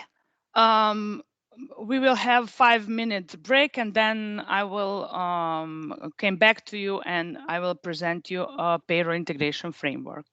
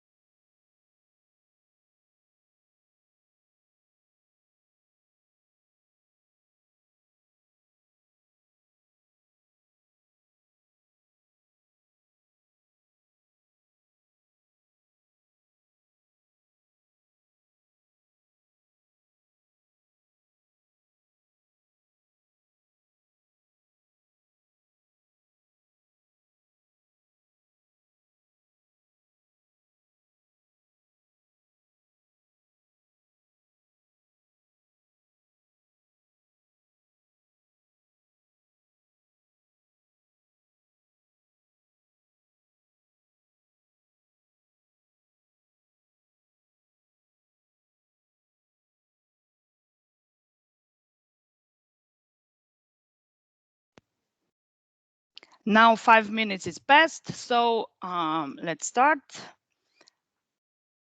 Hi, my name is Mojca Poličnik. I'm part of technical support team. I have more than 10 years experience in time management. In Spica, I appear in various roles.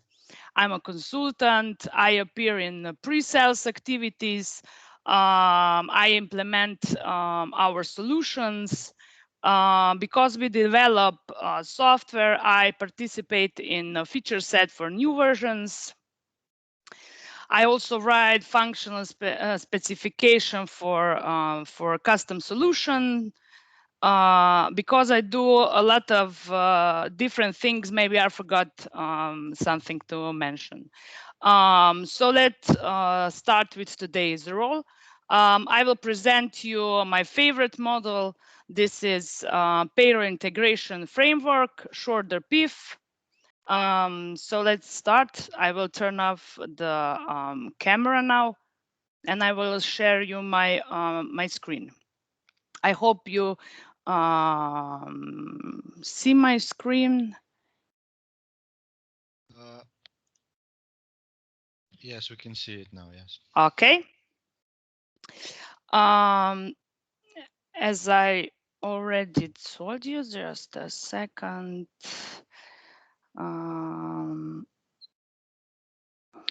This is agenda. First, we will show you what payroll integration framework is. Then we have next question, why payroll integration framework, and next I will show you how to install payroll integration framework. Then at the last, it will be quick overview of what PIF can do. So payroll integration framework is a part of Time&Space family. It's a module who prepares the data for your payroll system. Usually we export like CSV or text file, which gives you the right data that you can import to your payroll system. As we can see in this picture, it's important that we arrange everything in Time&Space module. That means that you add missing registration or absences, everything you need to be done about time and attendance. Then all this data will be calculated in the payroll integration framework. That means that we can set up a different type of rules, limits, different type of payments. And also we have these plugins which can be custom made by Spica if you have some special calculations.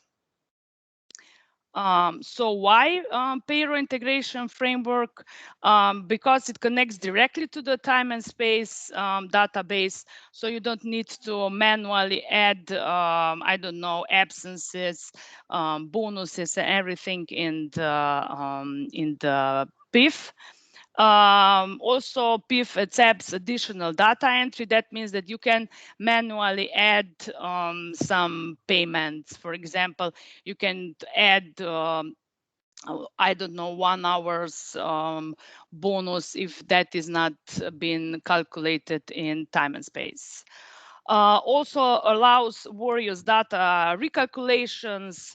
That means that you can some payments or absences or bonuses, also you can deduct them. Also you can limit them. I don't know if you I know you need to be present 4 hours, then something will be calculated. I don't know. You can get one day bonuses. I don't know. This 1 day can be then calculated with some a month in your payroll system. It offers hours totaling and rounding. You can also round, for example, physical presence, and you can also set up a different kind of bonuses. I don't know, afternoon bonus here in Slovenia or everywhere else. We have night bonuses, holiday bonuses, Sunday bonuses that all can be set up in PIF. Also provides a range of data export. I don't know if you have SAP, we can prepare the export file for SAP or for other payroll system. Now I will show in this, I will explain you how to install a payroll integration framework module. Usually we get, you get this setup exe from portal. You just run this exe file. It will install everything what you need to run the payroll integration framework. Then you need to run injector PKX. I will show you later. This injector add tables to the database which are needed for calculations. And what is important that just for the first time when you installed PIF, you need to update payment list. That means that you that action will add this system payments. For example, regular work or annual leave, and also some bonuses. This is quick PIF overview. Now I will show you in the real case.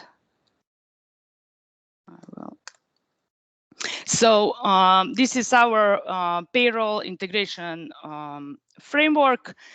This is here. When we set up all these calculation rules, the operator will have only 3 clicks to prepare the export data for your payroll system. That means that he select only the period here. Then he can calculate all users or just one user and then make an export file. That is all work he needs to do. Here we have here we have list of users. Also, we can filter them by organizational unit or with this additional filter. For example, I have here some cost centers, so you can filter them to see the list of users which are in this cost center. What is important here that we connect we connected with this number here. It's user number, it's user ID number, which means that if you add this number to the time and space system, it will connect you directly to your payroll system. In payroll system, you also have user managed by his user ID. So that is important that we have the same ID here and as in your payroll system. What is important that we have that we can add this new payment, new role in the time and space in the payroll system. So I will show you how to add the new payment directly transform from the time and space category. For example, physical presence. That means that we create here a new payment. We have here different categories in time and space. So can we connect them to the payroll integration framework? So we go to the settings, we have calculation, we can add, click on the payment list, and we click this green plus and add the payment. Here we can add, I don't know, physical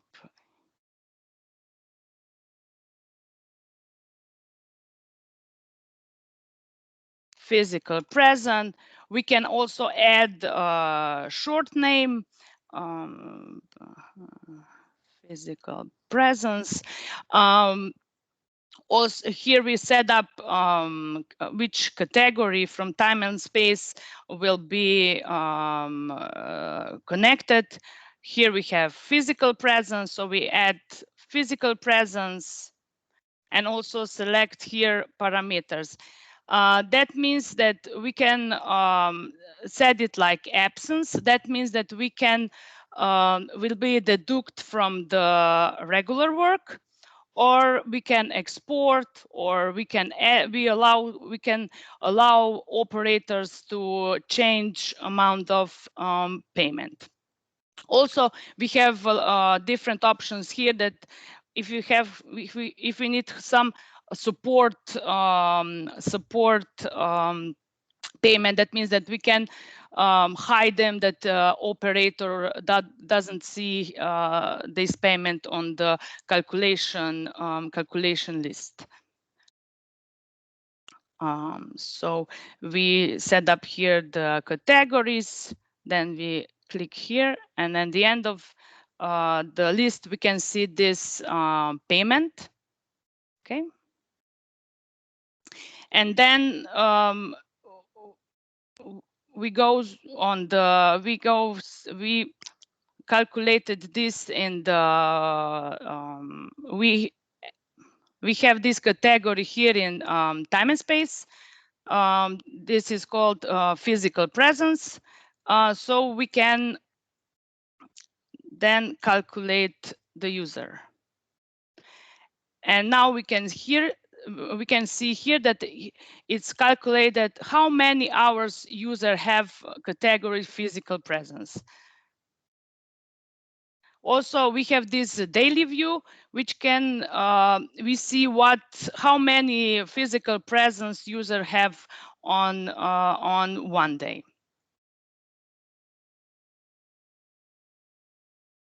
Also in this summary, so we can just clicking by, we can add different categories which are creating time and space, and be also calculated and show here. We need to add this ID, which is connected to your payroll system.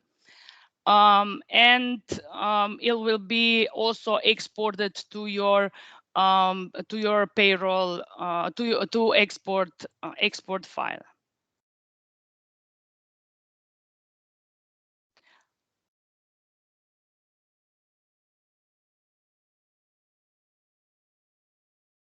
You will also can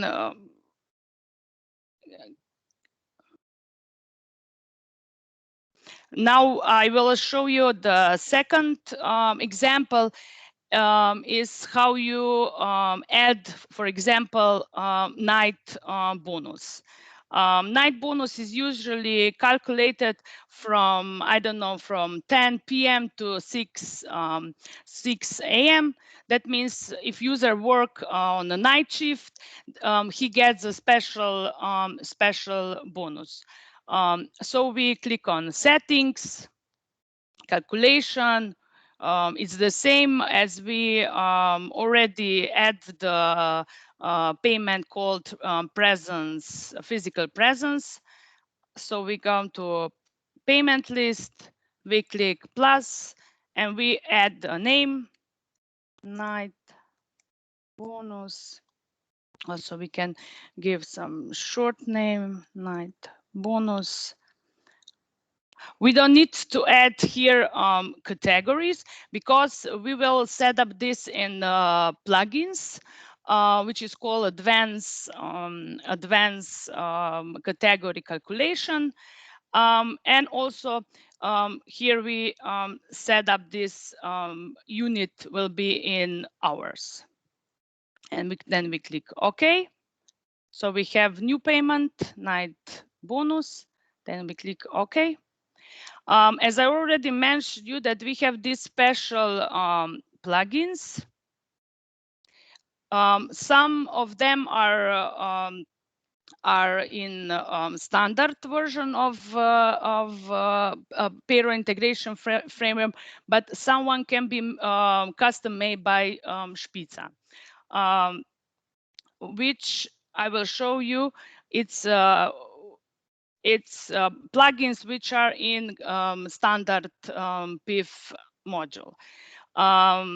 So we have here the list of the payments settings plugins, and this is called advanced category calculation. Is the most useful in the whole our system.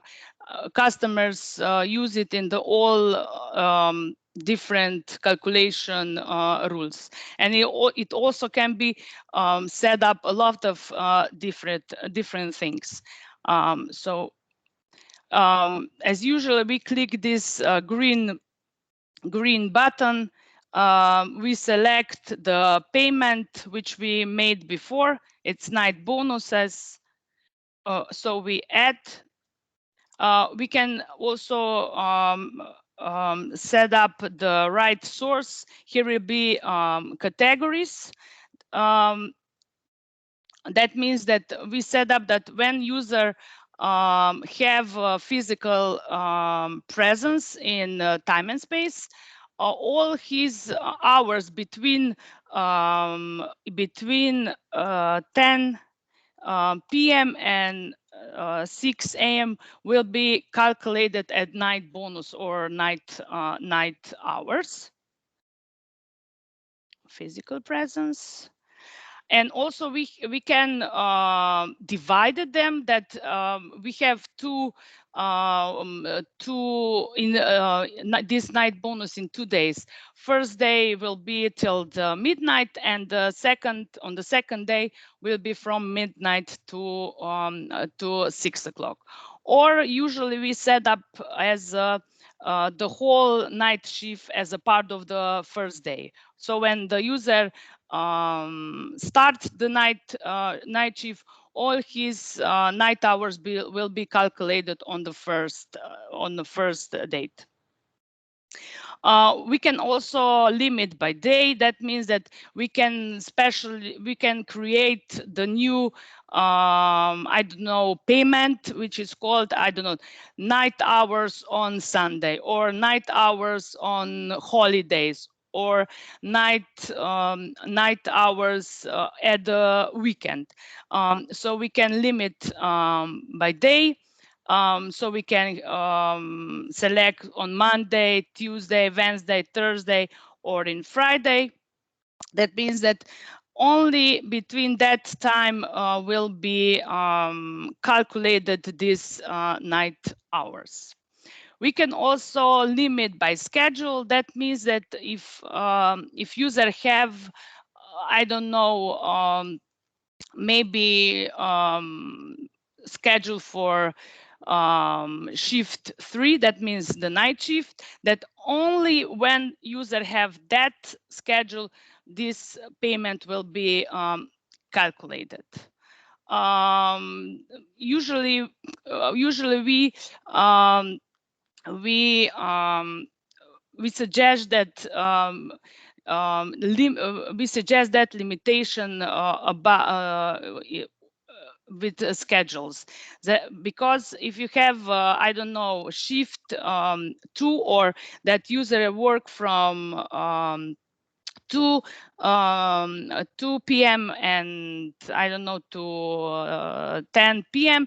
that he doesn't get this night bonus. We can also limit by user.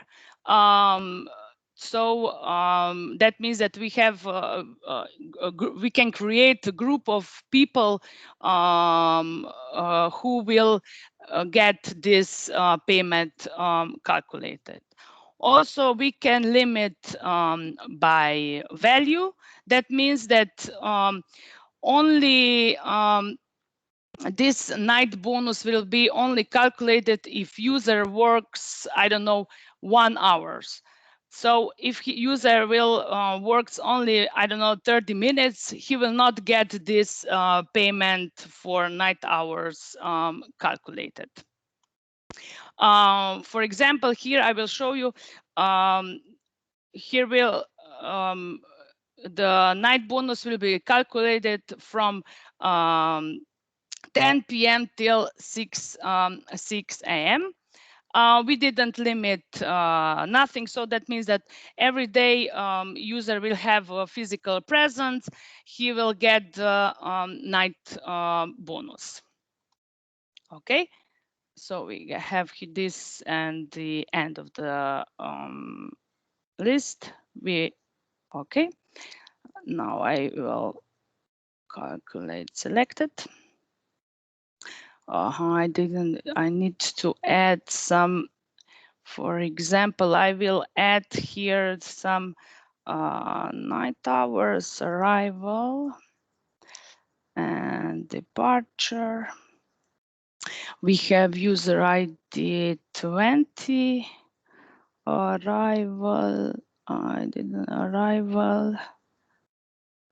didn't set up departure. Okay.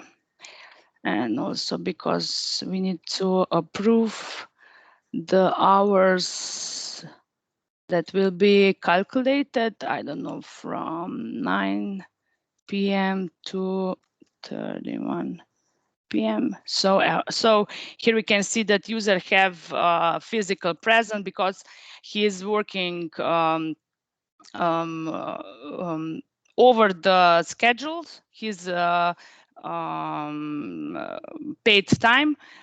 We need the special approval that he can, that these hours will be calculated in the balance and be also in this physical presence.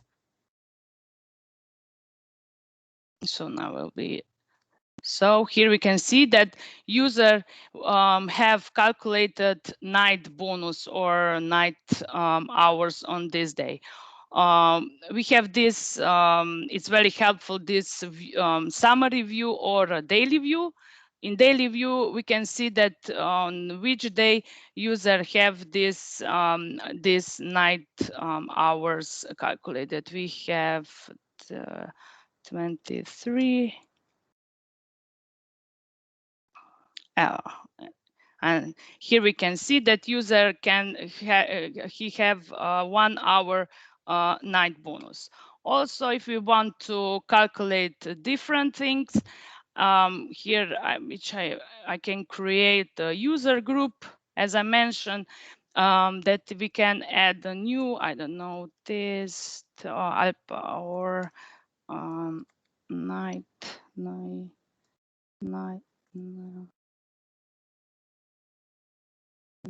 bonus. We can add, I don't know, that only this user will have a night bonus. Okay, okay. So we create the group which user will have this payment calculated. So before we do, we can limit here by this user. Here we can add this night bonus. Because we limit on the different user, which I will calculate, he will no longer have these night hours calculated. So that's as I mentioned, that this is most powerful plugin for all type of calculation. Because it has a lot of different limits. We can limit, as I mentioned, by day, by schedule, or by user, or by value. It's really more, it's really useful, and it can set up the different times. If we have some questions, or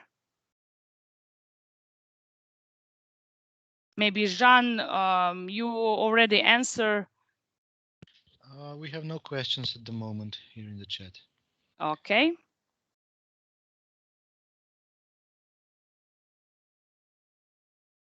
So just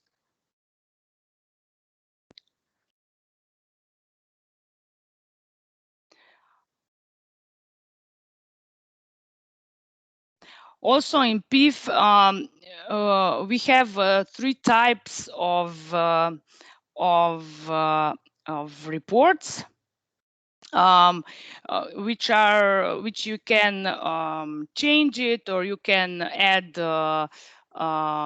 different payroll payment in the reports. So I will show you how you can create new reports, and how you can export them into PDF or into Excel.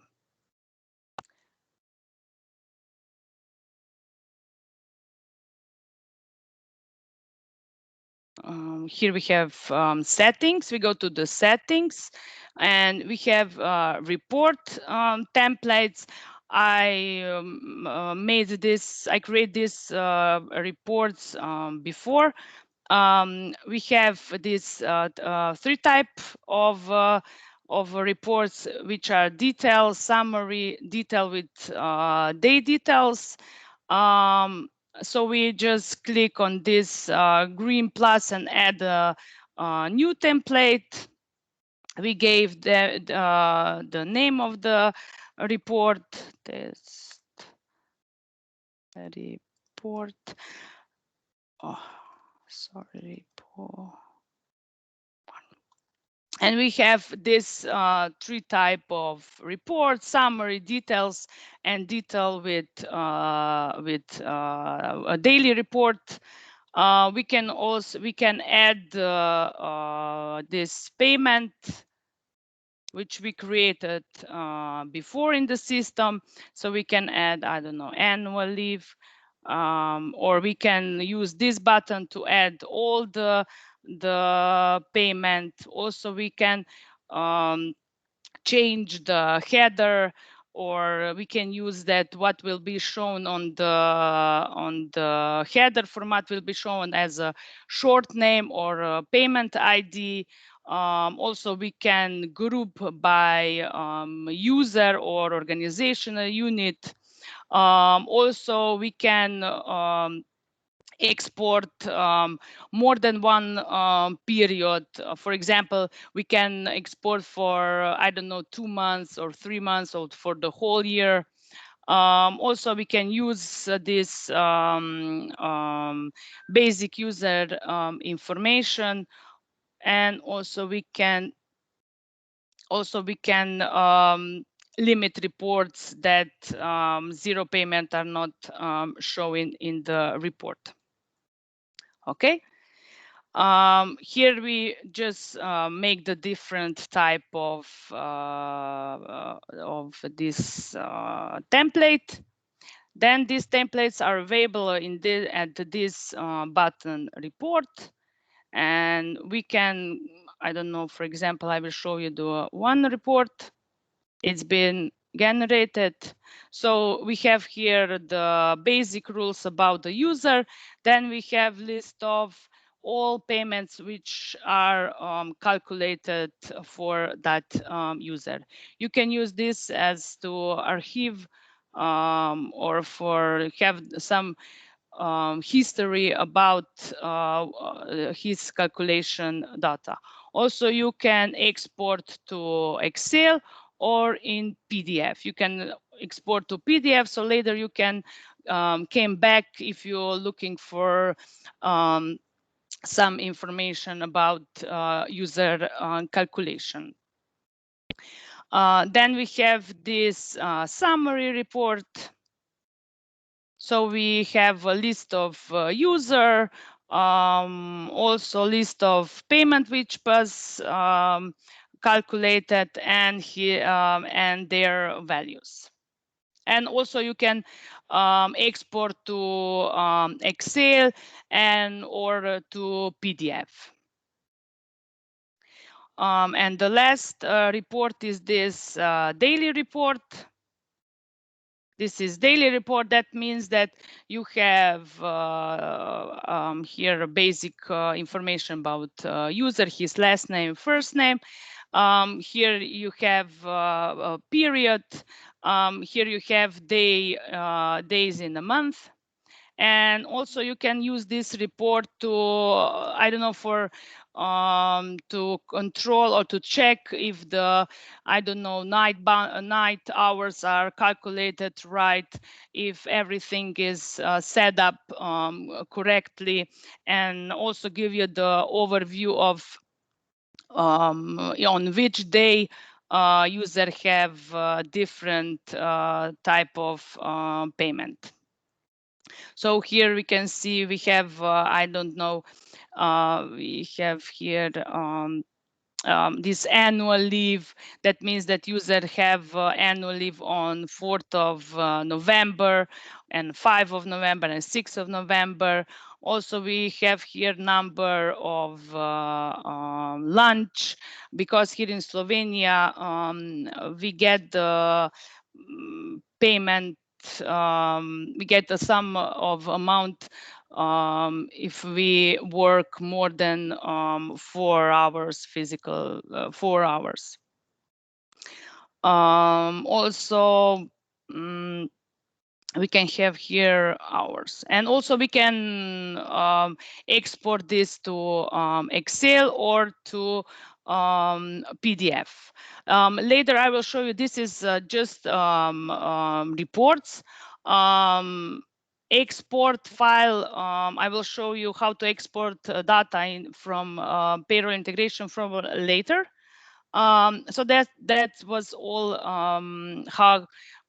how you can create and make reports for, I don't know, you can archive these reports. Just a second to see that I will not forget. Also, payroll integration have some options to allows you that I don't know, operator have the group of user which he calculate in payroll system. Then when he checks that everything is calculated right, that he gets the right bonuses, the right amount of, I don't know, regular work or amount or right value about physical present, then operator can approve his calculation. And after he approve, then can I don't know, some admin export the data to payroll system. I will show you how to set up this approval. In the settings, calculation, we have here calculation options. In advanced calculation option, we have this calculation approver. We just mark this calculation approval. That means that we get this approval buttons here, and also here we can see which user was approved or which user it's not approved this calculation data. Also, if we want a proof calculation data, you need to select one payroll payment to have these options. That means that when you calculate the data,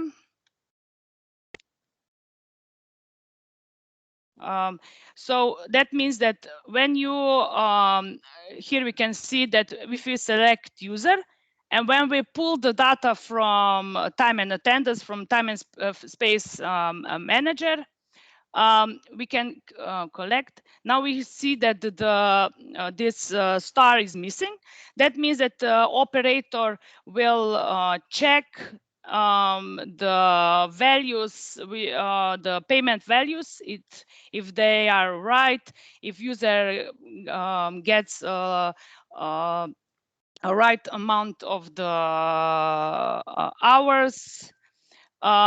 So when he check that, he just select that user and approve user, confirm. Yes, and that means that operator checks everything is right, and he create this star to approve calculation data. Also, we can limit that if operator doesn't approve calculation, the export file will not be generated.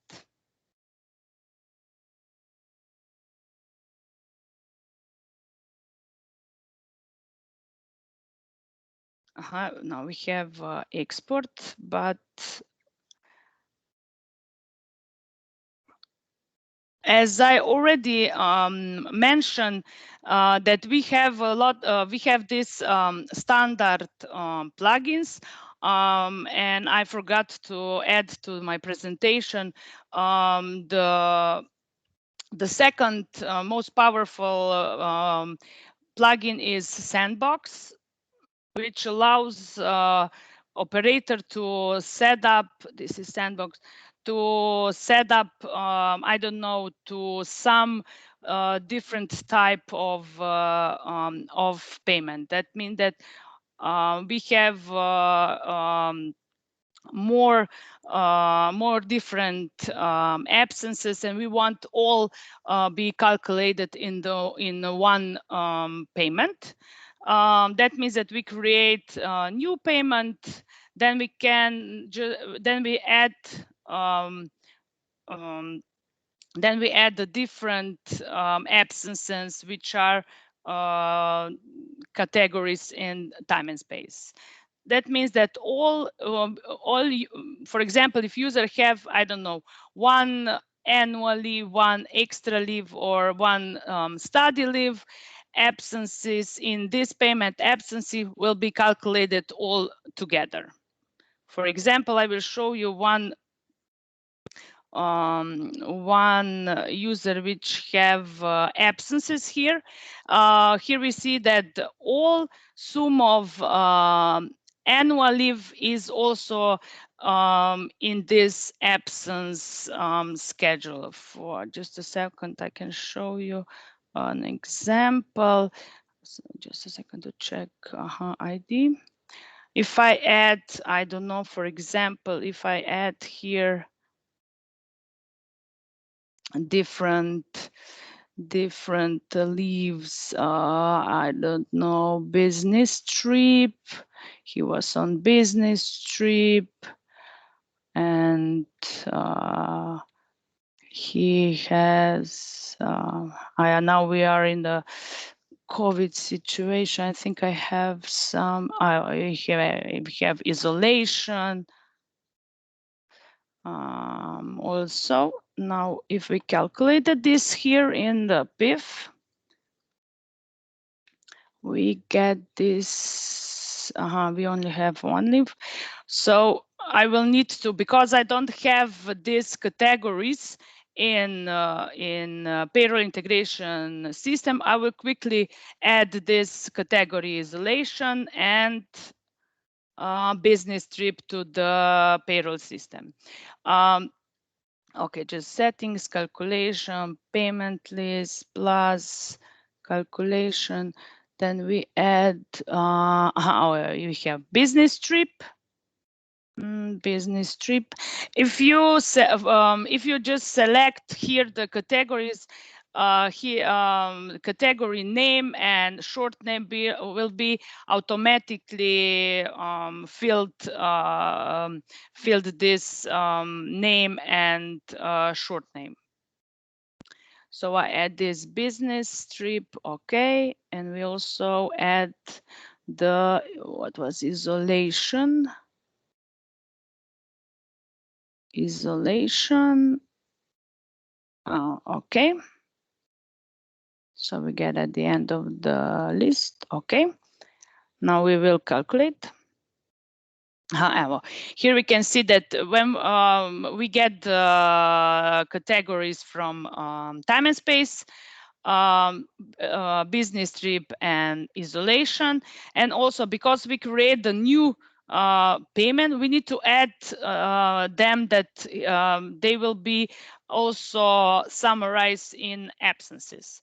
So we can go to settings, plugins, into the sandbox, and we will add this to business trip and also isolation. Okay. And then we need to calculate one more time. Now we can see that the sum of absences is changed. And it is the sum of all absences. So business trip, isolation, and annual leave. So this is you can also use deduction that, I don't know, you sum all 9 hours and you deduct, I don't know, 1 hours which was made in the particular time of the day.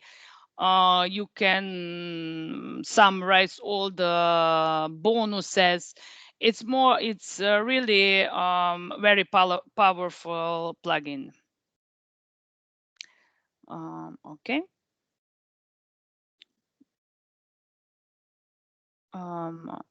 Okay. Also, I would like to, I think I didn't add it to my presentation. We have also this called payment value control. That, for example, if I show you in time and space, that means that we want to, I don't know, here we can see that user works more than 8 hours. We can limit that in payroll integration payroll integration framework PIF. We can limit that one payment will calculate 8 hours, and in the second payment we'll get the rest of the physical present. That means 1 hour and 20 minutes. Now I will show you how we can set up this in payroll integration framework. So it's usually better if I explain you over the real example. So we need to create 2 payments. I don't know if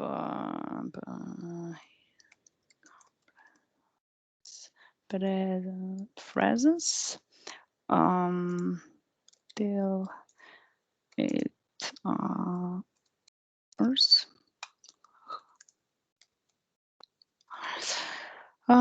Okay. Also, we need the physical presence more than 8 hours. I will just name it like that to see how we set up it and what will be calculated. Okay. We have, and then physical presence till 8 hours, more than 8 hours. Okay. As I mentioned, we set up this in a payment value control. So we click on the settings, calculation options. We have here this control payments. We have this payment control, value control.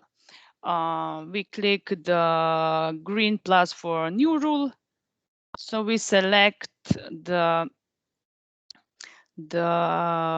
payment. I need to set up, because we didn't set up categories, how the rules, how we created this. We will get 0 values. Just a second. I didn't add the physical presence categories, so I will change that here. Physical presence. Okay. So if we collect, if we just for the test, physical presence only day. Physical presence. Okay, here we have physical presence. So I make a test that I can see that this payment is calculated. Now I will go to calculation options, control, payment value control, and added the new rule until 8 hours. I will know. It's also options that you limited only group of people will have that rule. And here we will have daily restriction. That means that we will check this by every day. Every day will user have physical presence. We will check if user is work more than 8 hours. Here we set up 8 hours, and this will be our max value. Difference will go on this payment. Okay. Now we see. We selected. Okay, so we can see here. Just a second, I will color different view. Use custom. We can custom color this payment. Okay, to easily see what is calculated.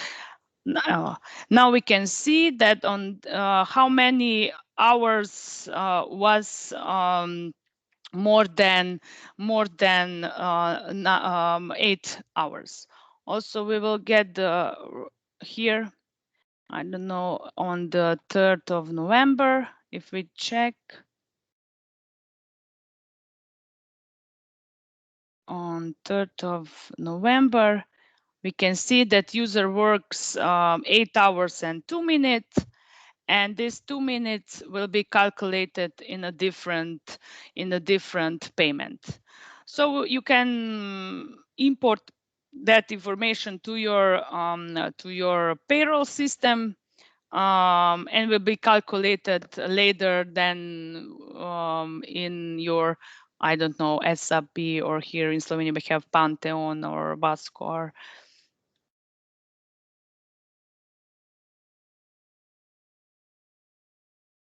Or you can also limit, I don't know, at the end of the month that, I don't know, here we have a rule in Slovenia that only 20 hours can be calculated, for example, as overtime. The rest of them can be calculated as some, I don't know, some special bonus. Then you can use this payment value control. You can set up a rule that, for example, I need to you can set up this restriction here. Instead of daily checking, you can have this strict by period. That means that with the whole month will be will be check if user works more than 20 hours, then he gets, I don't know, 20 hours will be calculated at overtime, and the difference will be calculated and some special bonuses. I don't know if you have that calculation in your country, but maybe it's also interesting for you.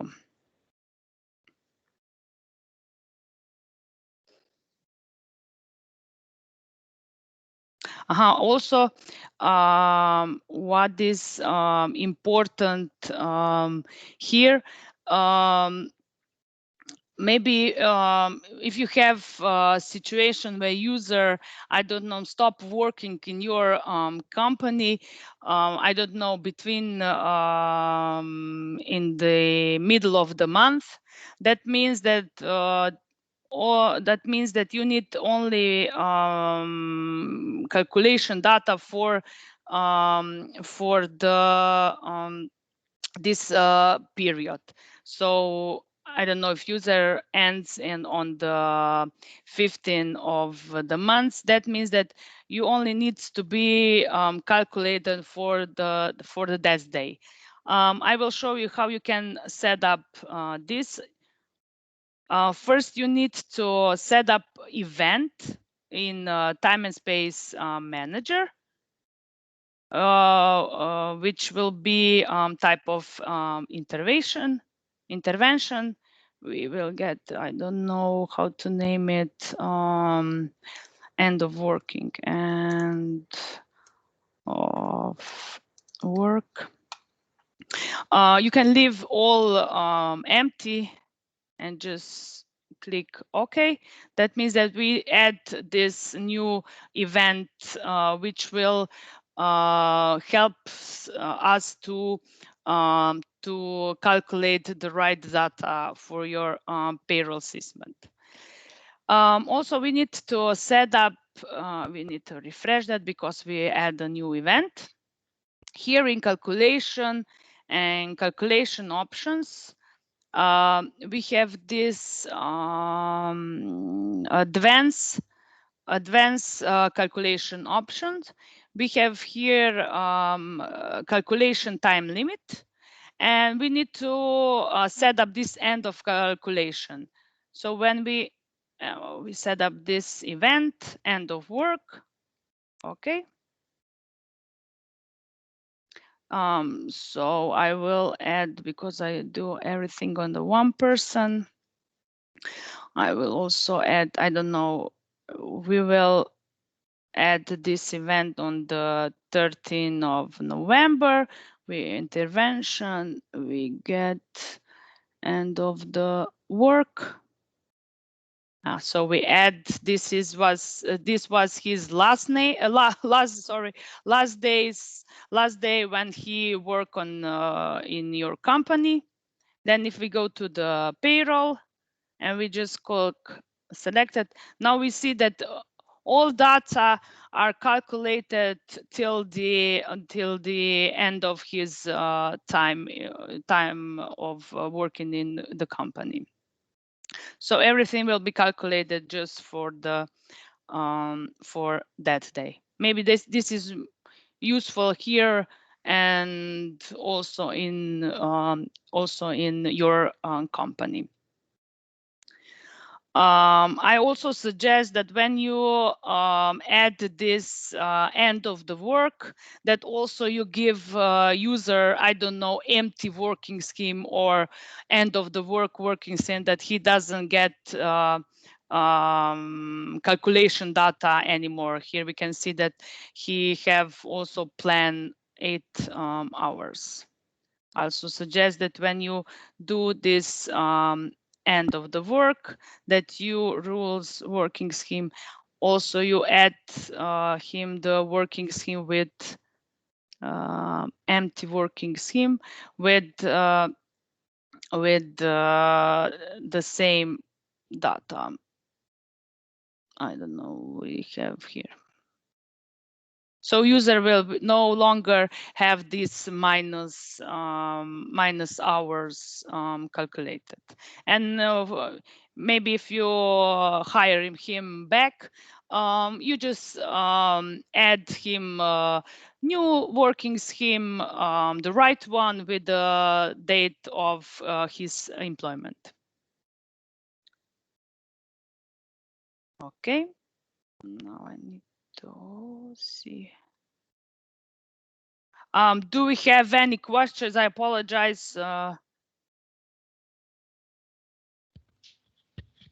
at the moment. Okay. Now I will explain about export from PIF. We have more different options. We can, I don't know, we have a script editor which you can be prepared by Spitza, or you can prepare it by yourself if you are capable of preparing it, or you can use this standard formats which are useful to prepare this export file, because usually as we can see that we create the export file usually have user ID, payment ID. Some of them are have this end of the date, start of date, and values. So when you import that data to your payroll system, then will be everything will be then calculated in your payroll system. I don't know, for example, if I have annual leave, percentage of my work will be calculated then in the payroll system. Now I will show you how where we can export.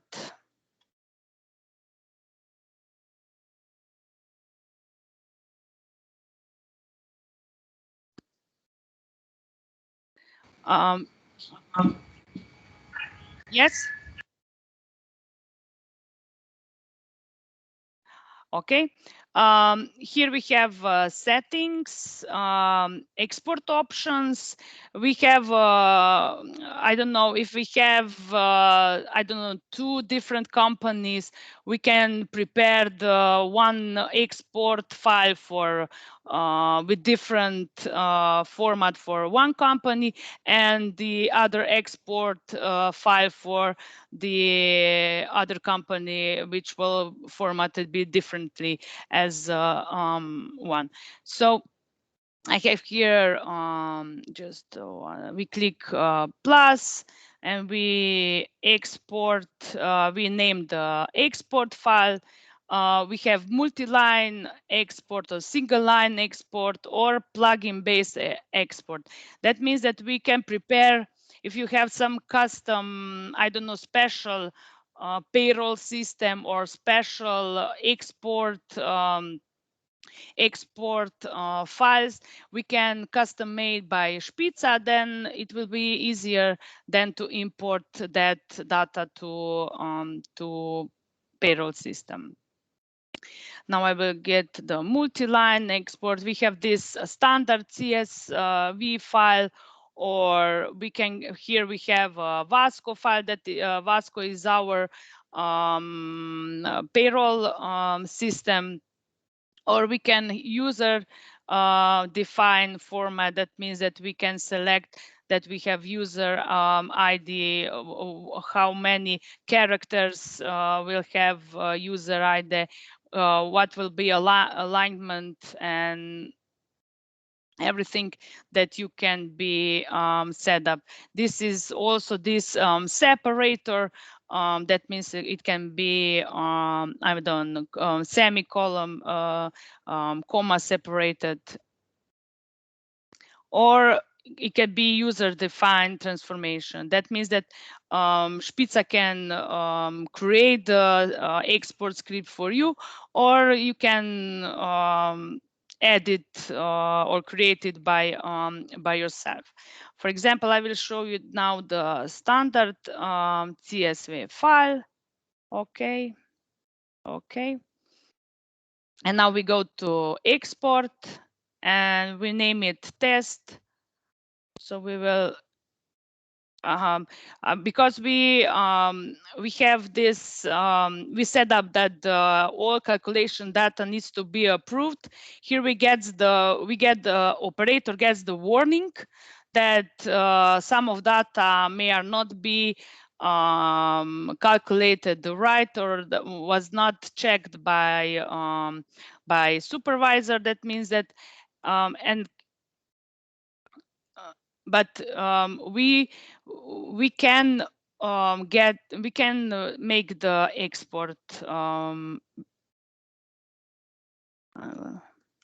test.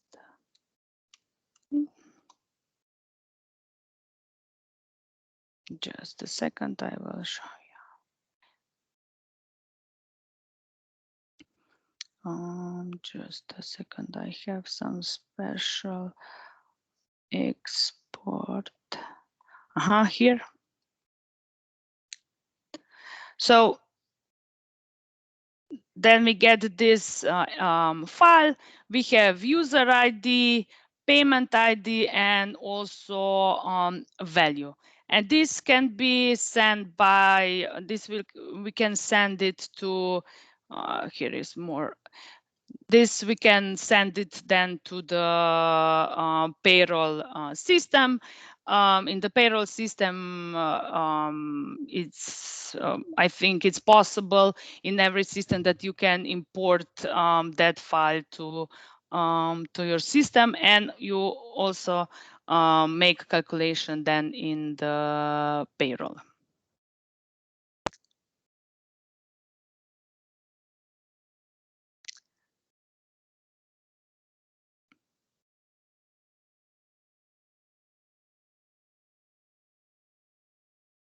Maybe I forgot. Do you have any questions about export? Can we export directly to database, and what we need for that? Yes, you can. These calculation data are stored in the database in the tables. So you can, I don't know, write a query to create a view, and you can get the data from that view. For example, I have here, just a second. This is my database.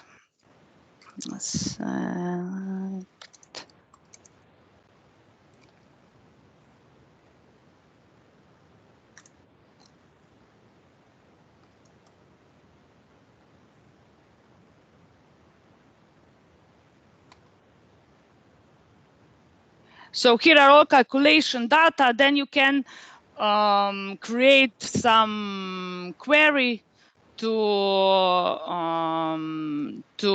I don't know, to copy that data to your table, and then you just link that table to your payroll system. And another question, can we automate this calculation so we can run some batch file or something that... Yes, also we have here in the during the installation, we get this command line. That means that you can set up this program in, I don't know, in task scheduler that run it daily run this calculation, so the data will be available in the tables every day. Okay, thank you. Okay. Because I have, I would like to show you about this export file, because this plugin was custom made by our development team. It's not I translated because it's not available in English, but it can be done by Spitza. But these plugins is very powerful, because we can set up different export formats. Just a second that I will. So this is, as I told you, this was custom plugin, which was made by Spitza. So it's not part of standard plugins. You need to, if you want to have it, you need to contact our sales team. Here we have we can set up a different type of export, different export files. That means that I will show you. I just translated to the English. We can have 3 types of different export for payments which are in hours, or payment which are calculated as days, or payment which are calculated as amount. Also, we have these export parameters. We can change date format. We can select this different separator.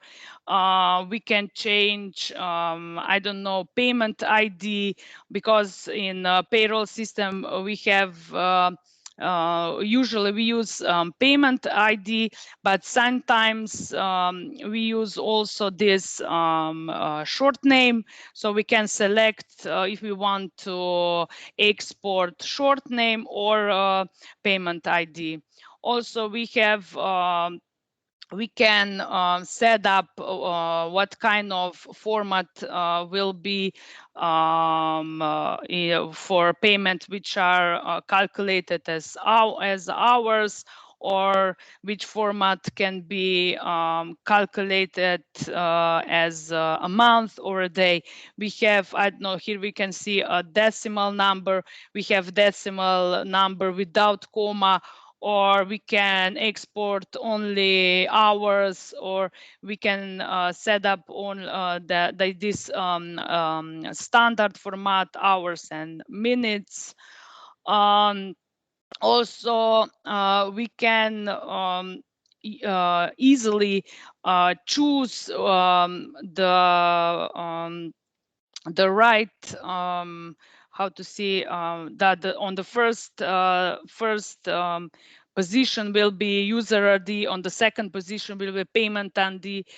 Then we have a start date, end date.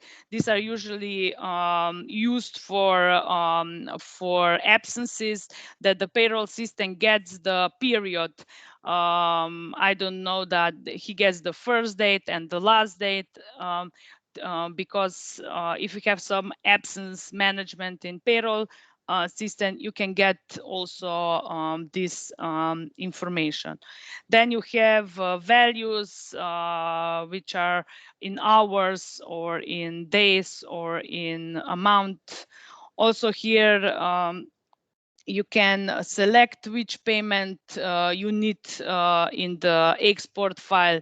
It's really powerful plugin for export.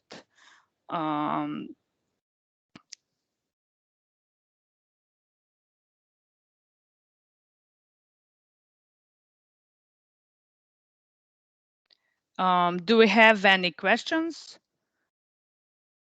I need to check if I forget.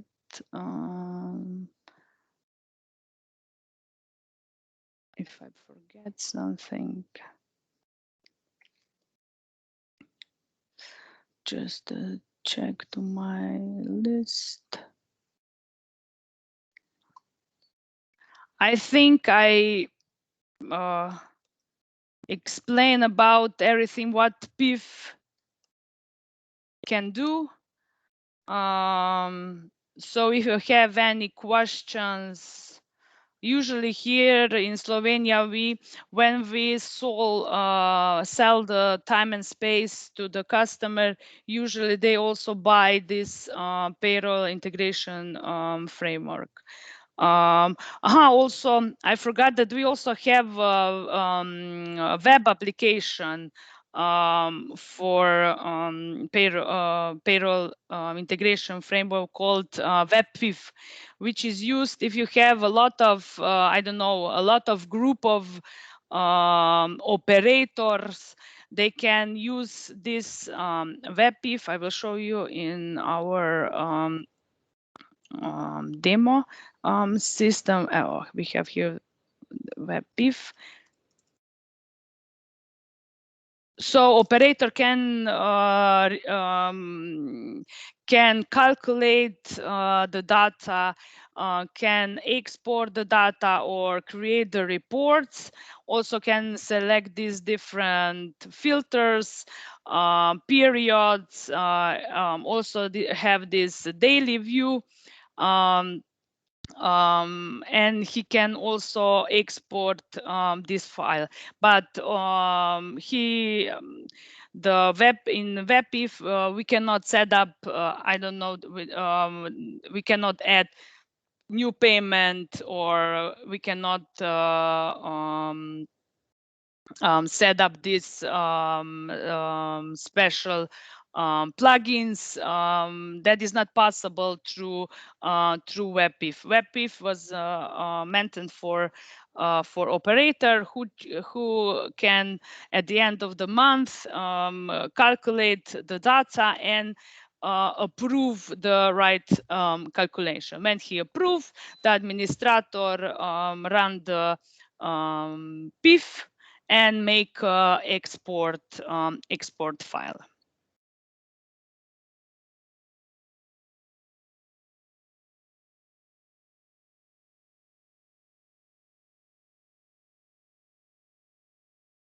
If you have any question,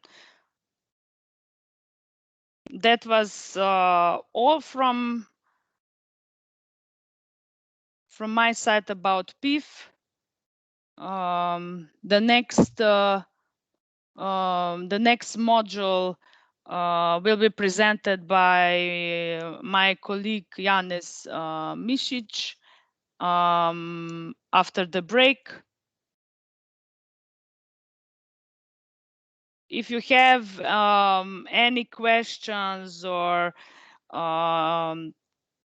you can contact me and we can remotely connect and together set up this, I don't know, first customer, or I can help you with preparation.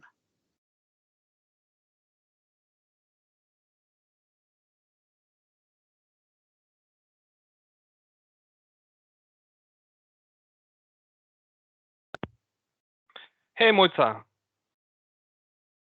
Do you hear me? Hi. Yes. Okay. We believe that I believe that we are pretty much on time, so we'll have this break now and continue by schedule at 1 p.m. with approval workflow. If everybody is okay with that, then we can finish this section and continue at 1 p.m. Okay. Okay, thank you. Okay, bye. Bye.